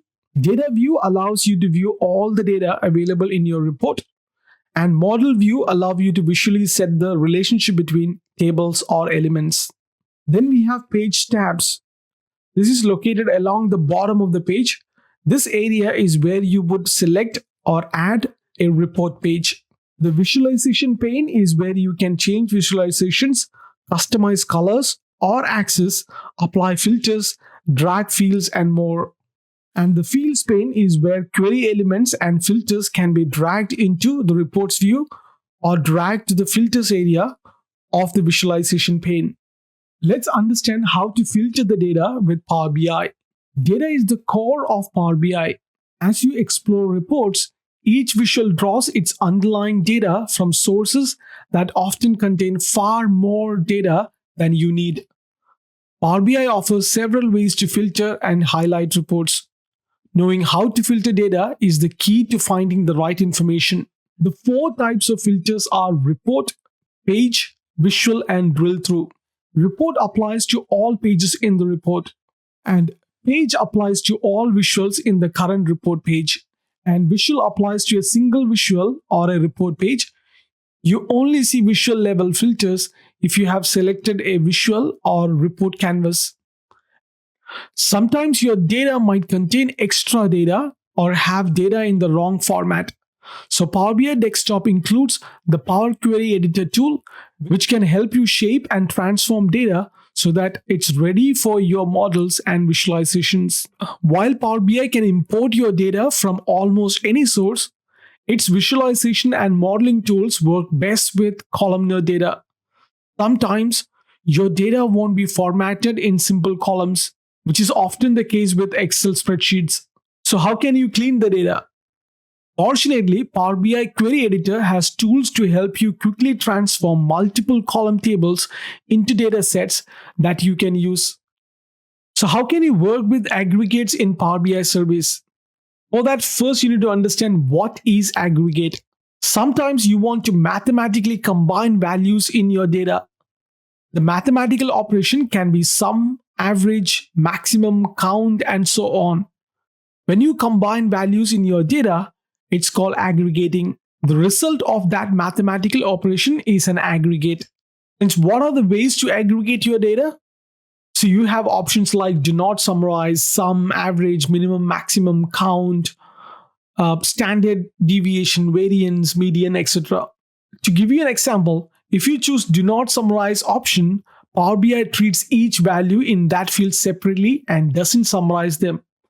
Use this option if you have a numeric ID column that the survey shouldn't sum. And the sum adds all values in that field up. Okay, let's understand the security and administration. Similar to any Microsoft services, Power BI is built on Azure. So this is Microsoft Cloud Computing Infrastructure and Platform, which ensures the same level of security for Power BI as other Microsoft services. Users sign in with their credentials held in the Azure Active Directory and control the level of sharing of every report, data, and dashboard, whether recipients can edit or only view items. What about administration? Power BI administration is the management of Power BI tenant, including the configuration of governance, policies, user monitoring, and provisioning of licenses, capacities, and organizational resources. All right, so that concludes this lesson. In the next video, we're going to learn how to build a simple dashboard with Power BI. So let's have a high-level view on what are the things we're going to learn on this video. We will learn how to connect to the data in Power BI desktop and how to transform and model your data when you import it. And we will learn the basic visualization and create and share a dashboard. And finally, we will learn how to collaborate with Power BI as well. So without wasting any more time, let's get into it. All right, so what I have done is I have put all the links together so that you can follow it all by yourself. It's pretty self-explanatory and steps are very detailed, so you can do it all by yourself. So you can download this exercise material by going into my blog, which is a guide to cloud.com. I will make sure to host the videos and the study guide and the course material as well. So when you go to this slide content, you will be able to click on the hyperlink, and this straight away takes you to the place where you will be able to connect the data. So first, what you're going to do is go to the first step. This is where you can download the sample financial Excel workbook. And then once you download it, then you download the Power BI desktop and you basically follow these steps. And the steps include how to transform and model the data. That's the first activity, what you're going to do. And this will help you go through these steps and learn how to use Power BI desktop and how you can use the data to transform and model and create visualizations, etc. And after you complete that, you go to the next module. This will help you understand how you can visualize the data by just performing these activities. So what are the steps you're going to perform? So first, you're going to connect to the data. Then you import the data. Then what you do, you create a new calculated column and you hide unnecessary columns and explore edit queries, report building, and relationship tabs in the data. Once you have the clean data, then you will use the visualization pane to create your own visualization as well. And the fourth step is where you build a dashboard, and then you will learn how to pin visuals from reports and create dashboards as well. And the Power BI service makes it easier to share your data sets, dashboard, and reports with your colleagues. And Power BI simplifies the collaboration and improves the outcome by allowing you and your colleagues to work simultaneously on same dashboards and reports. So please do make sure to do the exercise before you come to the knowledge check. In the next video, we are going to do a quick knowledge check on the things what we have learned on module 5. Let's look at question number 1.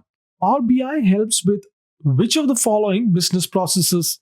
Is it to notifying users when a SharePoint list item has changed? No. Is it for generating an approval? Definitely not. So the correct answer is analyzing and displaying data. By analyzing and displaying your data, Power BI empowers business users to make beneficial decisions. Let's look at question number 2. Which of the below is a way in which Power BI can help you effectively leverage your data? Is it analyzing sales data to better allocate resources and place orders, optimizing operation? Yes, correct. Is it to analyze customer data to better target and promote specific item to the specific customers? Absolutely correct. So the correct answer is all of the above. Power BI can analyze all types of data you may have to assist in your business efficiency and decision making efficiency. Let's look at question number 3. What are the 3 elements of Power BI designed to let people create, share, and consume business insight in the way that serves them or their role most effectively? So the correct answer is desktop, service, and mobile apps. So Power BI consists of Microsoft Windows desktop application called Power BI Desktop, an online SaaS service called Power BI Service, and mobile Power BI apps that are available on phones and tablets as well. What is a dashboard? Is it a one-page collection of visualization that is created from within the Power BI service and online? Absolutely right. A dashboard is a collection of data displays. Power BI makes creating dashboards simple and easy so you can view all your important data on one page. Which statement is true regarding adding comments to a dashboard? Is it you can use the symbol to mention a colleague in a comment? Absolutely correct. Comments can be added to an entire dashboard or to individual visualization on a dashboard. You can add a general comment or comment targeted to a specific colleagues as well. Also, comments can be added to a dashboard using Power BI or Power BI mobile apps. Let's look at question number 6. What is one method for creating a visual? Is it drag a field from field list onto model view canvas? No, it is definitely not visualization pane as well. So the correct answer is drag a field from fields list onto report view canvas. Dragging any field from the field list onto the open white space of the canvas will automatically create a default visual for that data type. Alright, so that concludes this video. In the next video, we're going to learn about Power Virtual Agents overview. Let's have a look at the high-level things we are going to learn on this video. We will learn how to describe the business value and features of Power Virtual Agents, and we will learn the essential components that make up the Power Virtual Agents and chatbots as well. So without wasting any more time, let's get into it. What is Power Virtual Agents and what can it do for you? Power Virtual Agents empowers teams to easily create powerful chatbots using a guided, no-code graphical interface without the need for data scientists or developers. And Power Virtual Agents addresses many of the major issues with bot building in the industry today. It eliminates the gap between the subject matter experts and the development team building the bots, and the long latency between the teams recognizing an issue and updating the bot to address it. It removes the complexity of exposing teams to the nuances of conversational AI and the need to write complex code. Using Power Virtual Agents, you can empower your teams by allowing them to easily build chatbots themselves without needing intermediaries, coding, or AI expertise. You can reduce cost by easily automating common inquiries and freeing human agent time to deal with more complex issues. And finally, you would be able to improve customer satisfaction by allowing customers to self-help and resolve issues quickly. Let's have a look at some of the highlights of Power Virtual Agents. First of all, you can get started in seconds. Power Virtual Agents is a software as a service SaaS offering. It allows you to easily sign up, create your chatbot, and embed it into your website within just a few clicks. There is no infrastructure to maintain or complex system to deploy. The next highlight is empower your subject matter experts. Using Power Virtual Agents, you are in the driver's seat. Your SMEs can create chatbots quickly and easily using a novel, intuitive, code-free graphical interface, eliminating the need for AI expertise or teams of developers. Another highlight is enabling rich, natural conversations. Microsoft powerful conversational AI capabilities enable your end users to have rich, multi-turn conversation that quickly guide them to the right solution. And unlike most products on the market, there is no need to retrain AI models. Simply provide a few short examples of the topic you want the chatbot to handle. Build the conversation using this graphical editor, and your chatbot is ready to handle customer requests. You can even try out your changes in real time in the test pane. The next highlight is enable chatbots to take action. Chatbots that can chat with your users are great, but chatbots that can act on their behalf are even better.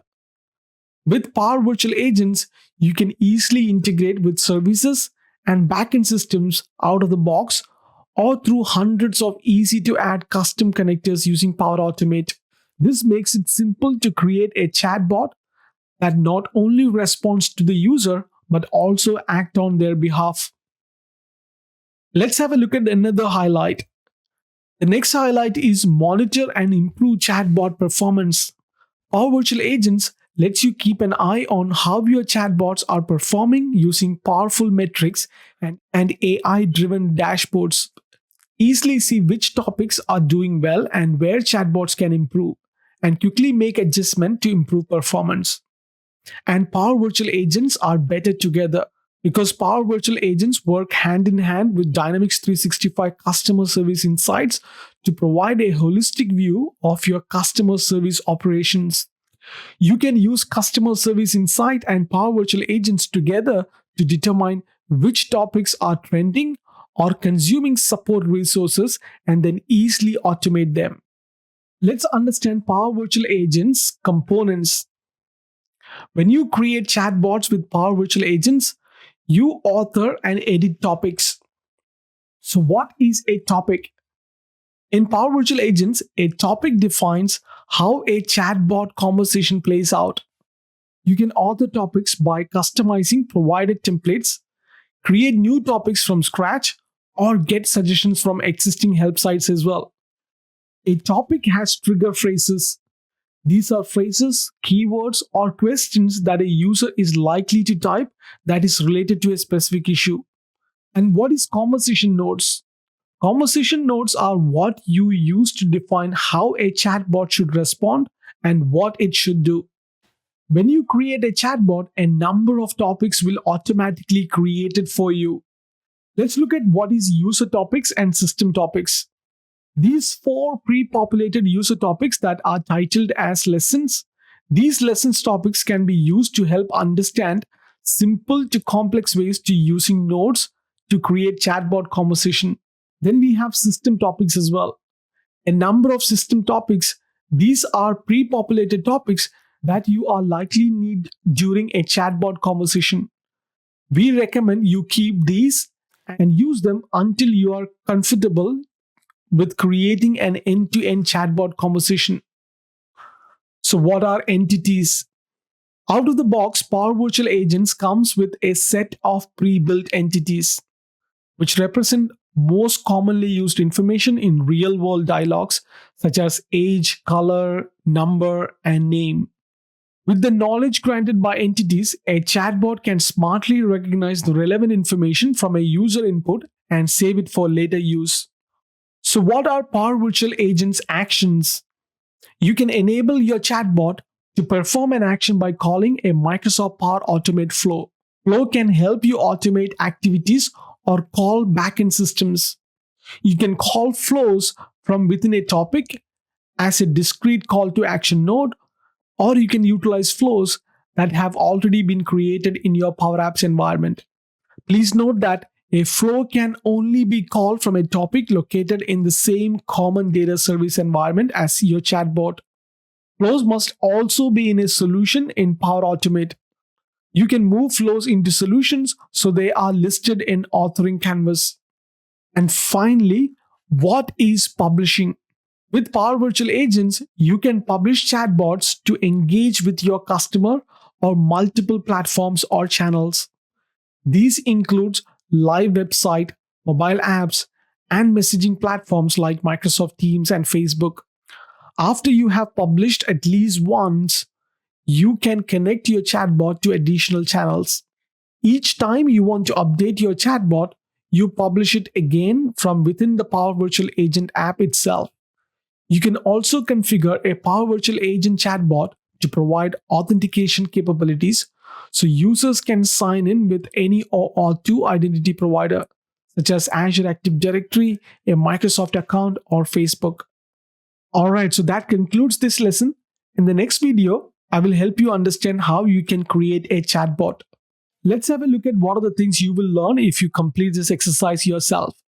You will learn how to create a bot for the first time, and you will learn how to add a topic to your bot and test content changes in real time. And you would be able to deploy your bot to a test page as well. And finally, you would be able to analyze the performance of your bot after it has been deployed. So without wasting any more time, let's get into it. So if you don't have a Power Virtual Agent set up already, you can go to the link mentioned here. So don't worry about this page. I will make sure to post all the content what I'm using in the blog study guide. So you can go to aguidetocloud.com and you will be able to find PL-900 study guide. Right at the bottom of the study guide, I'll make sure to put the content which I'm using so you can follow the steps to create your own basic chatbot. So click on the link. This will take you to a page where you would be able to create your chatbot. So this is where you can start your chatbot first and click on select a free trial. So select the region and I'm going to start it as trial, and you can give a name for your bot. Select the language for the bot. I'm going to keep it as English. And where would you like to host this? So I'm going to keep the default environment and click on create. So once you select create, the process of creating the first chatbot within a new environment can take up to 15 minutes. And subsequent bots will be created much faster. All right, so our first chatbot is created. And if you have already created a chatbot, you can create a new chatbot by clicking on this chat, by selecting the icon on the title bar to open bots pane, and by selecting new bot. And you already know how to create a bot anyways. So to delete a chatbot, you can go to the settings, go to the general settings, and you can click on delete bot. This is how you can delete a chatbot. So how do you work with topics? So on the left hand side, you can find topics. You can click on new topic to find a new topic. Specify a name and description for one of the more trigger phrases for the topic. And you can save the topic. And the next step is where you can insert nodes. When adding a node, you can choose from 5 options.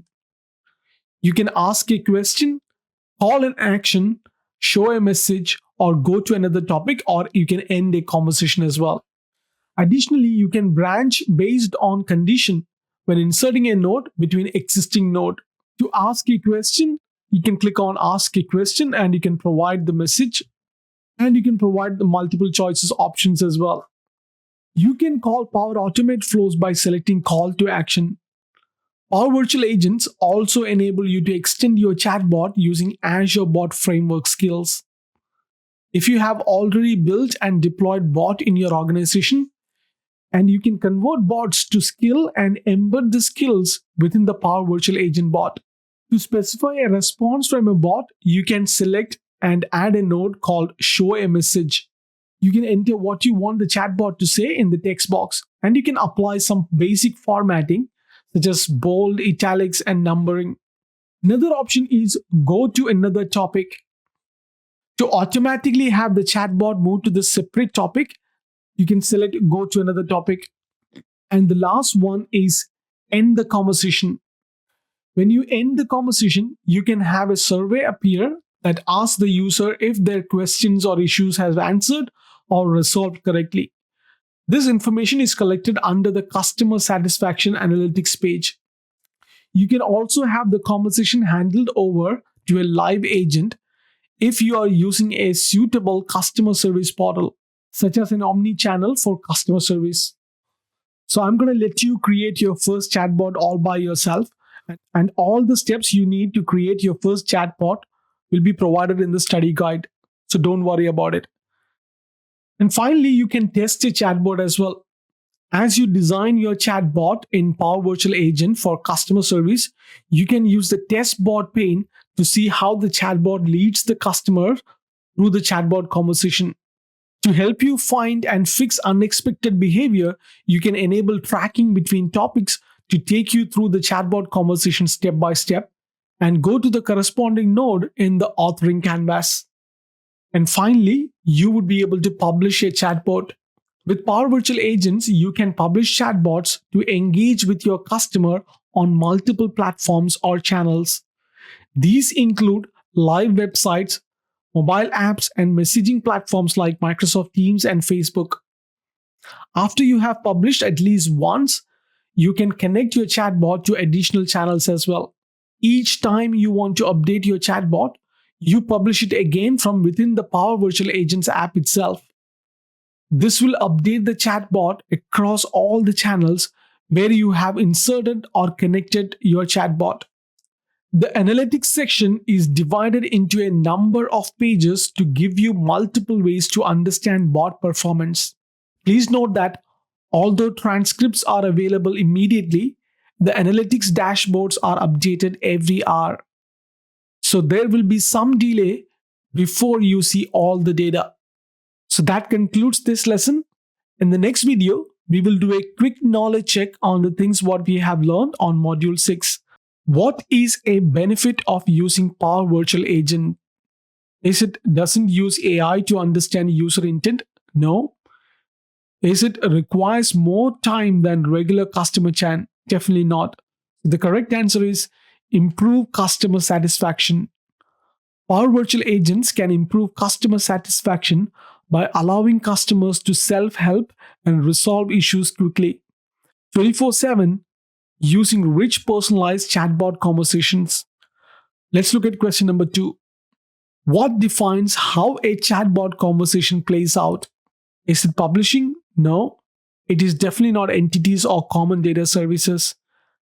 The correct answer is topics. In Power Virtual Agents, topics have trigger phrases and conversation notes to define how a chatbot should respond and what it should do. Let's look at question number 3. Where can you not publish a chatbot? You can definitely publish a chatbot to Teams, Facebook, and mobile apps. You cannot publish a chatbot to YouTube. You can have up to how many topics in a chatbot? The correct answer is 1,000. You can have up to 1,000 topics in a chatbot.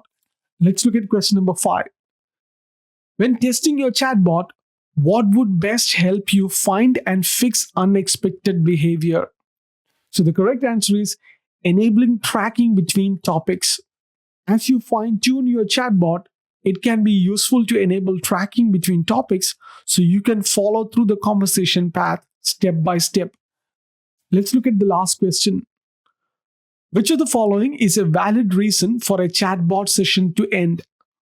The correct answer is the session has more than 100 turns. Chatbot sessions can end if session has more than 100 turns.